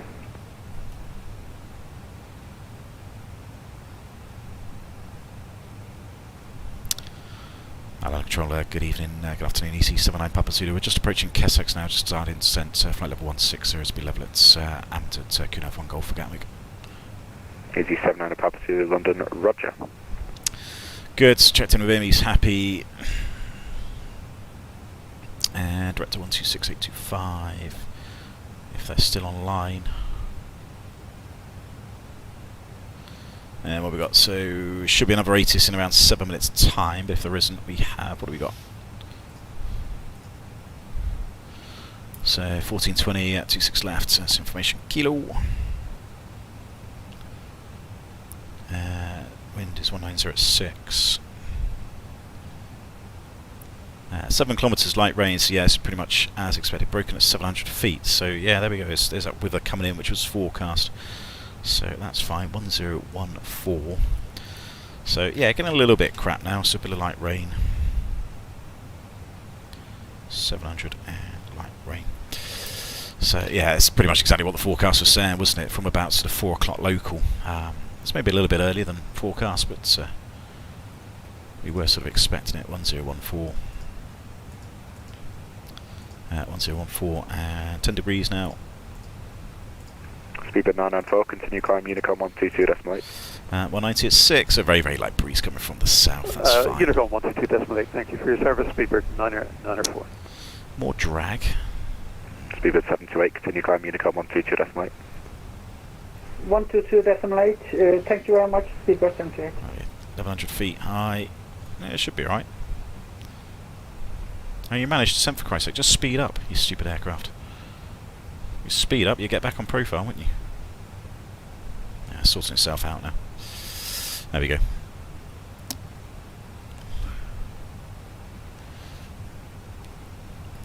Yeah, hopefully, Kevin, hopefully just do a nice, I don't know, we'll do a nice stream later. I'm not too sure what I'm going to do. Even if it's just, I don't know, like Gatwick, Edinburgh or something. I mean, it's a bit predictable, isn't it? But or Edinburgh, Gatwick, I don't know, something along those lines. It's going to be quite windy in Gatwick later, or the south coast of the UK, so you know, might be a bit more interesting to do something like that, which is just, you know, makes it a bit harder.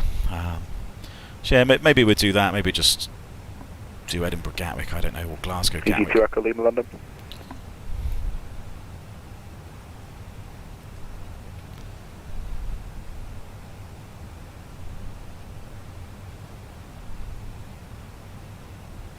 London Control, hello, easy to Echo Lima, passing 5,000 feet, climbing to 6,000 feet.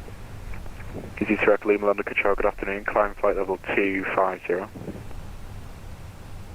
Climb to flight level 250. London Control, player 1 ready for push and start. Player 1, push and start is approved. Do you have the full length taxiway? Yeah. Player 1, roger, taxi, holding point Mike, runway 27 via Tango. Hey Bruno, how you doing? Mike.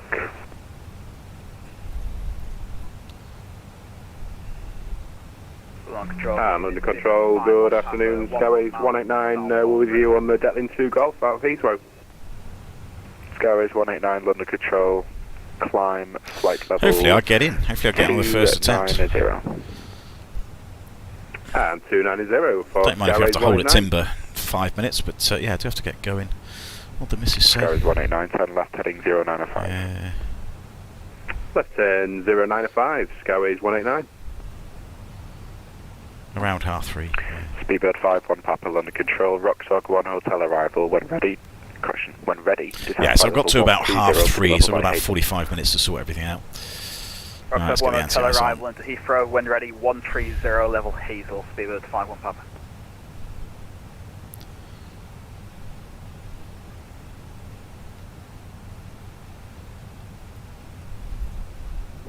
Speedbird 1, descend, flight level 90.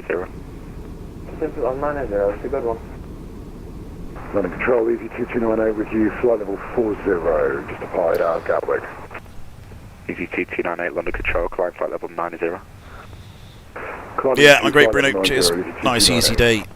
Tomjet 162. Missus is working in the office, so I had the day free to myself, and cousin's coming around later, so I've got the evening to myself as well, which is even better. So I should be doing some revision really, but yeah, I haven't. City, ready for push and start. Easy 69 Romeo, stand 25, push and start approved, face east. Push and start approved, facing east. Easy 69 Romeo. Thank you. Easy 69 X-ray hotel, when ready, descend flight level 200.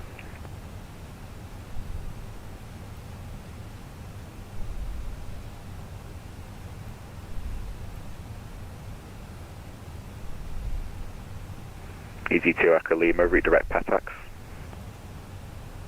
Direct Petax, easy to Echo Lima.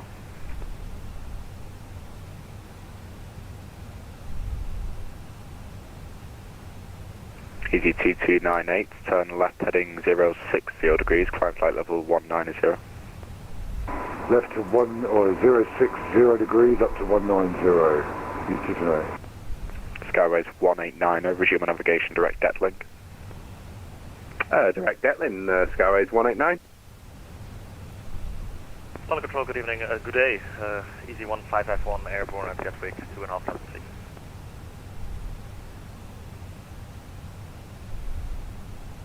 Easy 1551, London Control, climb flight level 80. 0 for easy 151.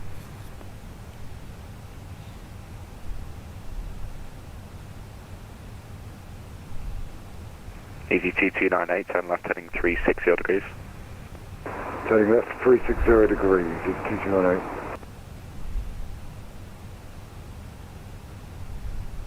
Easy 69 X-ray hotel, continue Unicom 122.8. 122.8, thanks, your service, easy 69 X-ray. So Gatwick, yeah, Gatwick approach is still online apparently, which is good.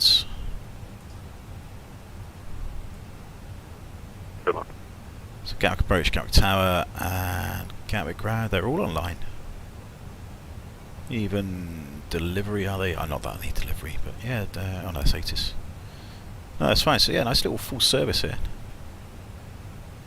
It's all very good.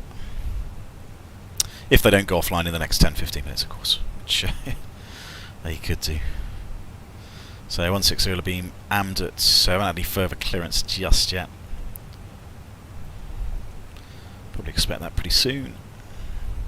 Easy 1551, turn right heading 09 of correction 100 degrees. 100 degrees, easy 151. Speedbird 1, contact Heathrow Repto 119 at decimal 725. 119.725, thanks for everything, Speedbird 1. Easy 69 Papa Zulu, descend, flight level 80. Is that for, sorry, EC79 Papa Zulu? 80. Descend 80, EC79 Papa Zulu. Easy 2 Echo Lima, continue Unicom. Cool, 80 blue. No, sorry, it's not. It's 80, well, it's 160 magenta for the minute. But, Rhino 147, continue Unicom 122, that's mate. Done. Open descent, 80 blue. Unicom 122, that's mate. Thank you very much for bye. Rhino 147. Showing Gatwick, Tower, Solo, Tower, yeah, I don't know what that means, Mike. So, doing an exam, okay. 688 with you, flight level 3. Like I said, as long as they haven't burnt out by the time we get there. 1688 London Control. Good. So expecting about 70 by Timber, but obviously under radar vectors, that might change a little bit. Flight level 200 to be level by Mayfield. Hopefully stick around to get some traffic. Yeah, who knows, Mike? Don't know. Level 200 by Mayfield. Right, anti-ice can come off for a little bit. Yeah. Good afternoon, Ryan. It'd be nice if they stay down for another 10 or 15 minutes, but you know, it's just because Gatwick's a manic to get into, so at least we've got some tower there. Some approach passing 4,000 route direction. Controlling us, that'd be pretty useful. Climb for level 150, passing 4,000, redirect to Kennett, Ryan 7 Foxtrot Hotel. Easy 1551, climb flight level 130. Landing 130, freezing 151. Easy 22908, resume navigation direct pot on, continue climb on Unicom 122, decimal 8. Lima navigation direct pat on, going over to 122 decimal 8, 2298.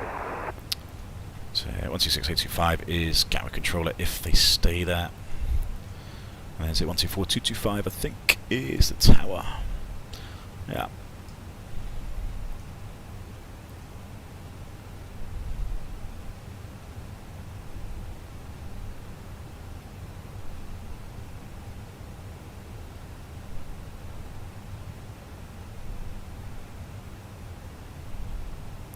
Never really seen many boats. Easy 1551, resume navigation direct dagger. Direct dagger for easy 1551. I think I've turned the boat traffic down, that's probably why. Need to increase the slider again. It's quite nice when you can see the tankers and all sorts of things in the channel.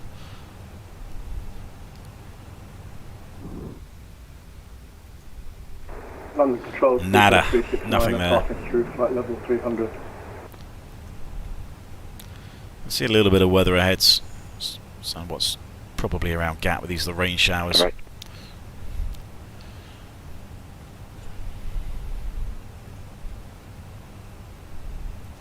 Oh, hello, buddy. Oh, you're still alive. Good. Station contact and Cosman. Speedbird 369, passing through flight level 2. We'll go out in a bit. Yeah. Speedbird 369, London Control. Roger. It's the Barmy 1 Golf arrival for Gatwick. When ready, descend flight level 140 to be level by Abton. Barmy 1 Golf arrival for Gatwick.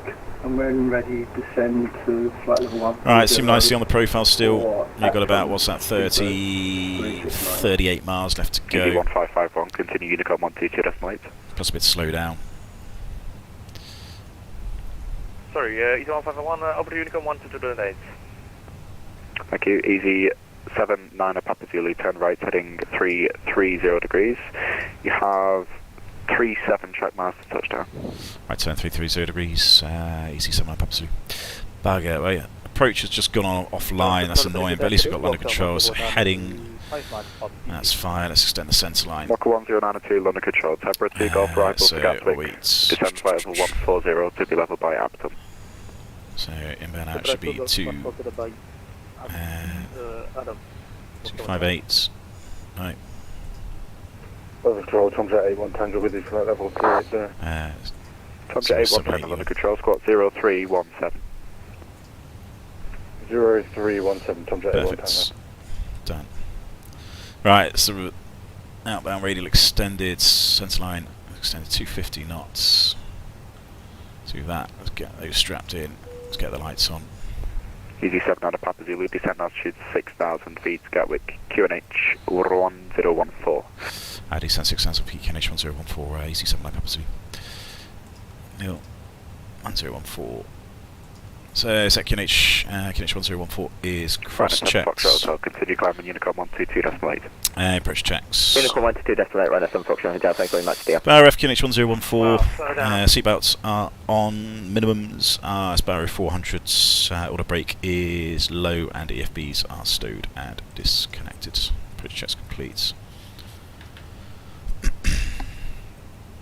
So how are we doing? About 38 miles, we're about 10,000 feet. So yeah, it should work quite nicely. Turn left by 10 degrees. Left 10 degrees, 79 Papa. 320, good. India Whiskey identified. Viking 355 London.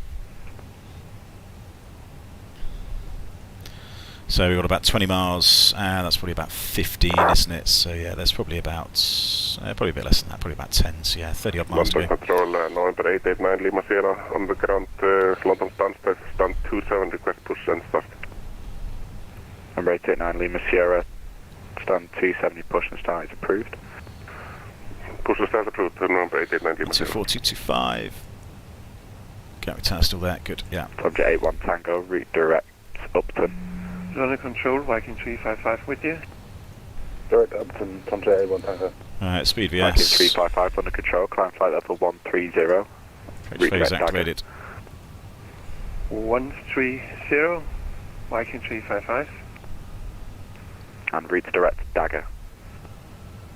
Direct Dagger, Viking 355. Skyways 189, continue Unicom 122.8. And Unicom 122.8, Skyways 189, thanks a lot and have a great weekend. You too.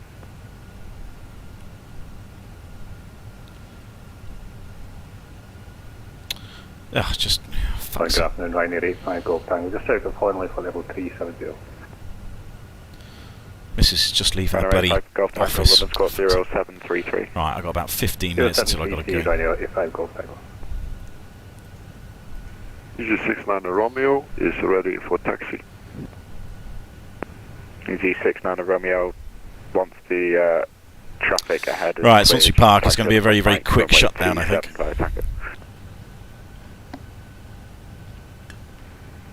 Taxiing to holding point Mike via Tango. You got about 22 miles, just below 7,000 feet. That's pretty good. Got to slow down, of course. Emirates 79 Yankee Lud. Emirates 79 Yankee, good evening. Delta Echo Tango 2 Golf for departure, passing flight level 440. That's going to get managed speed. 44, sorry.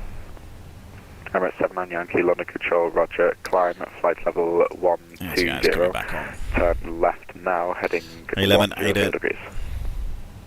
Turn left heading 100 degrees, climb to Outstart. flight level, could you say again, the flight level, Emirates 79 Yankee? Let's go 220. Flight level 120.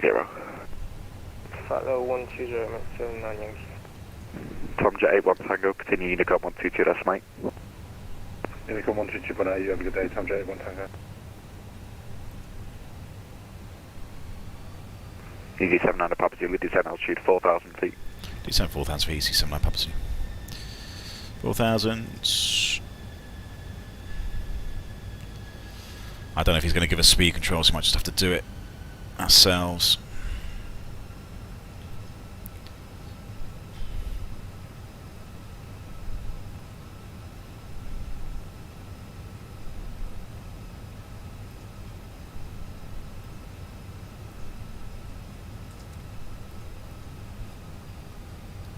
Viking 355, continue climb, Unicom 122, that's mate. Continue climb, and 122.8, Viking 355, thank you for service.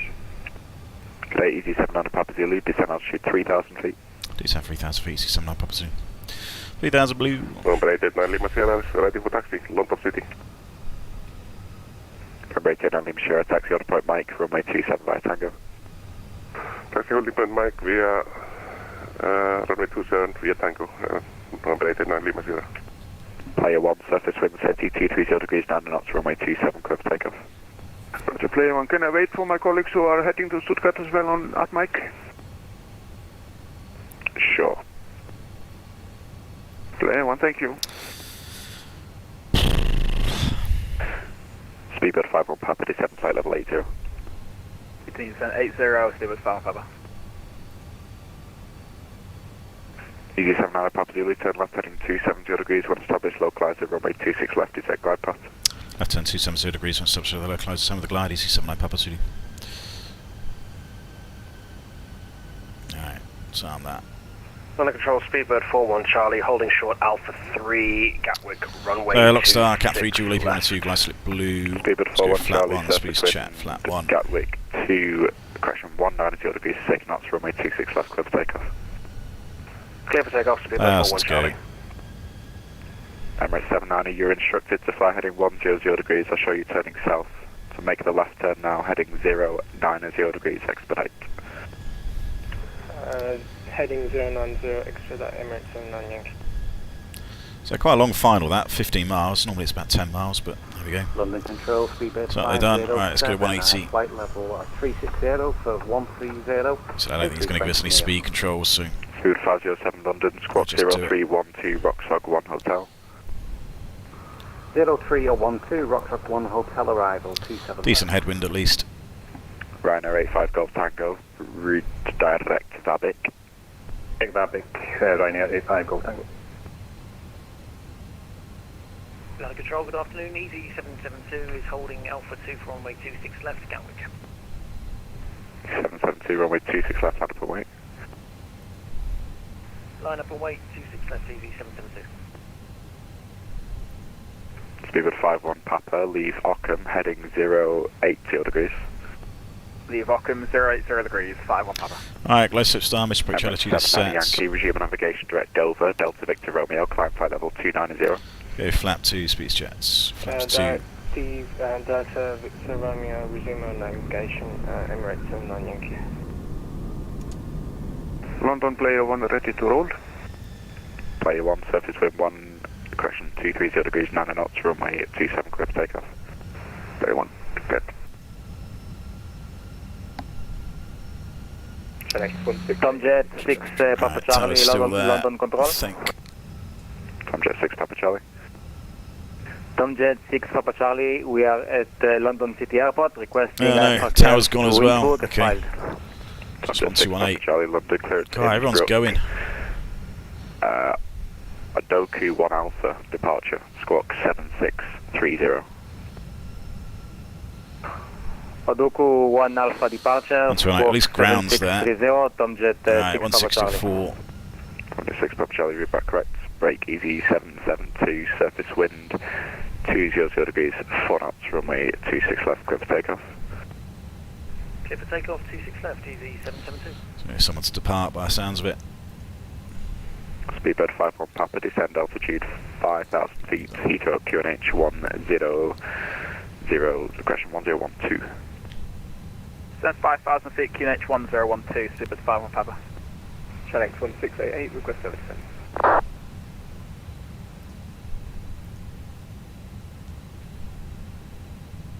Channel 1688, standby. Standing by. Walker 1092, descend flight level 100. 100, okay, 109.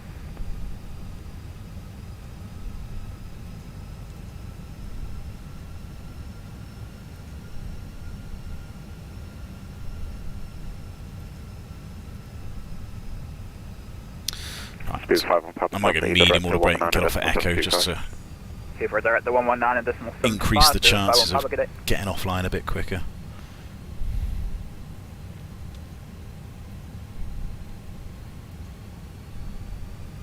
Emirates 790 Yankee, expedite the climb. Wilco. Speedbird 507, squawk 0312. 0312, Speedbird 507. London Control, Speedbird 273 Concorde with you, just past the 4,000 feet. Right, it's 5 miles, gear down. Speedbird out of Gatwick, squawk mode Charlie. Flat 3, speeds checked, flat 3. Super Concorde 273, London Control, climb flight level 260. And speed. Flap 4. So check flap 4. Landing checklist. Cabin is secure for takeoff. Go around altitude 3,000 feet sets. And incoming members landing no blues. Thanks. The initial climb up to Gatwick is 4,000. Report your passing altitude. Severe is about 132. 132, that looks good. Roger, just double check charts in future, please. Climb flight level 170. Climb 170, my apologies. Speedbird 41 Charlie. No problem. Speedbird 507, descend flight level 130. 130. Alright, visual. 507. Easy 79 Papa Zulu, correction, runway 26 left, surface wind 200 degrees, 4 knots, clear to land.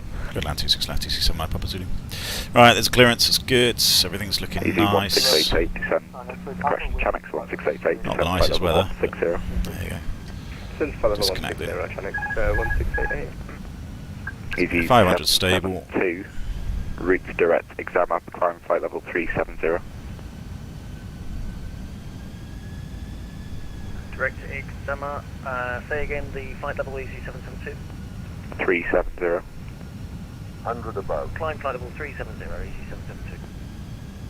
Hi Gatwick, easy 1 Tango Charlie, Alpha 3 ready for departure. Minimum.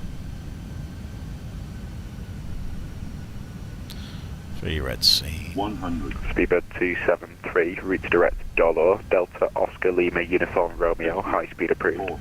40, 30, 20, retard. Yeah, floaty. Sorry, say again for speedbird Concord 272. Sorry? I'll put it in text. So, spoilers. 1 Tango Charlie, Alpha 3 ready for departure. Red screen, decel. We're not going to make echo. Roger, the high speed approved, direct to Dollar, speedbird Concord 272. Fox Romeo. Speed 1 Tango Charlie, runway 26 left. Manual brakes. Just confirm it's easy 1 Can't Tango have Charlie, floated, land would have away, made runway echo. 26 left. AFM, Speedbird, correction, Walker 1292, turn right heading 280 degrees, descend flight level 80. 80, descend flight level 80. Tomjet 6 Papa Charlie, ready for push and start. Stand by, Speedbird 41 Charlie, stop climb flight level 120.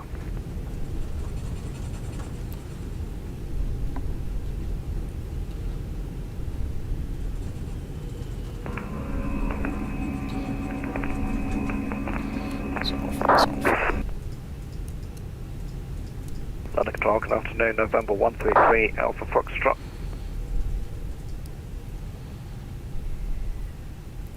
Stand by, Speedbird 41 Charlie, London. Speedbird 41 Charlie, go ahead. Yeah, I show you turning south for some reason. Confirm you're on the south, correction, north my departure. Confirm not my departure. Stand by, Speedbird 41 Charlie. Speedbird 41 Charlie, turn right heading 240 degrees. Turn right 240, Speedbird 41 Charlie. Speedbird 105, climb flight level 290. Right, so got a couple of minutes to sort myself out. Chanix 1688, Unicom 122.8. Fucking click spots. Speedbird 369, descend flight level 80. Flight level 80, Speedbird 369. Emirates 79 Yankee, Unicom 122.8. 122.8, Emirates 79 Yankee.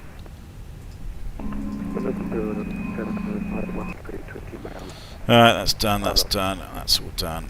Let's get you on. China 7513 London, it's very broken, and Easy 69 X-ray Papa, again, very broken, it's just carrier.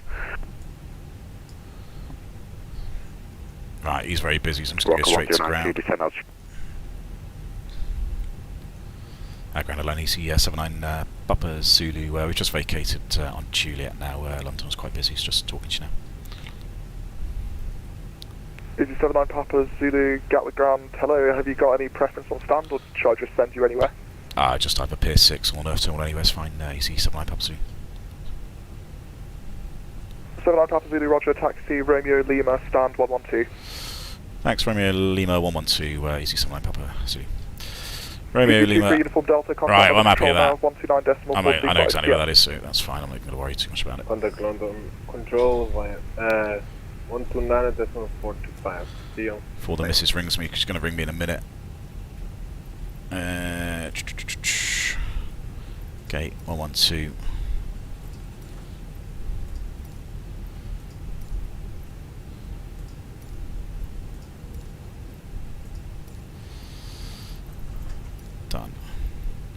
No.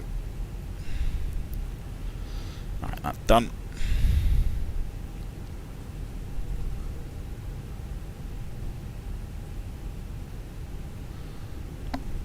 Oh, those hatch markers right at the centre. Yeah, they're sort of countdown markers, Kevin, so it goes sort of 3, 2, 1. Easy 67 Echo Juliet taxi to holding point Alpha 3 via Kilo, Papa and Alpha November. Taxi to holding point Alpha 3 via Kilo, Papa and Alpha November, Easy 67 Echo Juliet. Brakes not too bad.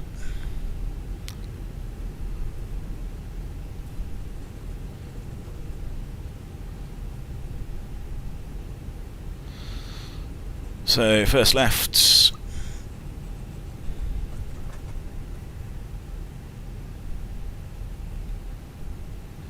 Hey Elk, how you doing?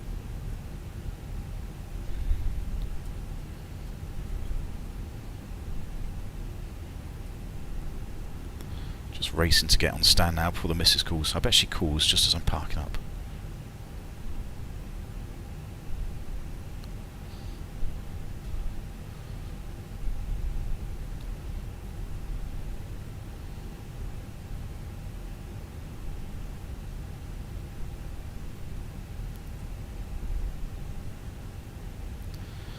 Right, well, we've had 3 minutes. That's fine. APU is there, so we can cut number 2.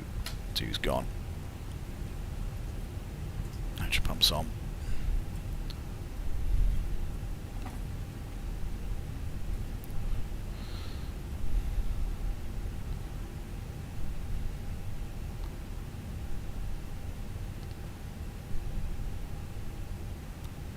Out the way, cart, whatever you are.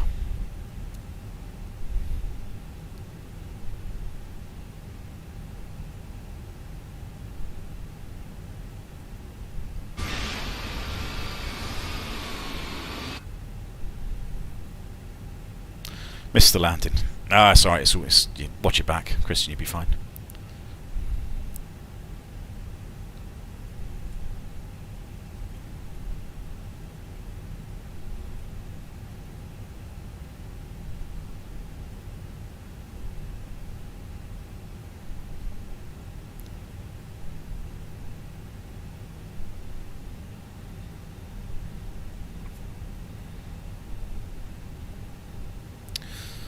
Ah, there she's ringing. I fucking knew she'd ring.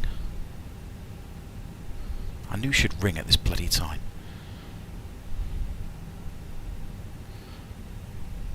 Right, there's 112. Right, taxi lights off. APU's there.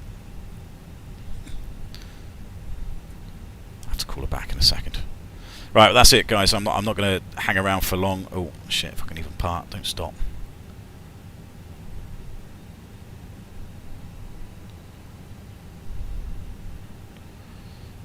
If I can message her, just leaving. Message her just to shut her up. Yeah, I'm going to park up and then I'm going to disconnect straight away, and that'll be the end of the stream. So yeah, thanks very much everyone for watching. It's a bit of a boring flight, I suppose, but nothing too bad. Pretty straightforward day, I suppose. I might get on later if I can. I've got the evening free. So, yeah, if I can get on later, I will do another quick flight. And attention all aircraft on stand at Gatwick, in particular those that have not received an IFR clearance. Gatwick delivery is now online, and for clearance, contact them, frequency 121.95.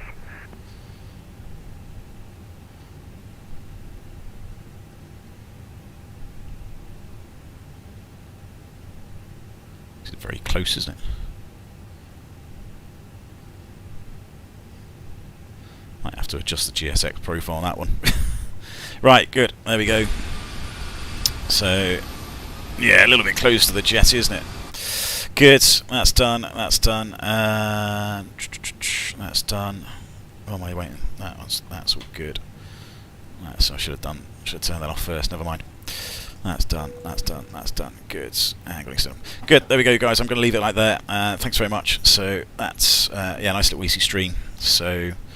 Disconnect you. Let's disconnect from VATSIM, and yeah, hopefully have a good few hours, and yeah, I'll try to be back later on for another stream. I don't know what I'm doing yet, but I will try something different. So yeah, well done, cheers, thanks for watching guys, and I will hopefully speak to you a little bit later. Cheerio.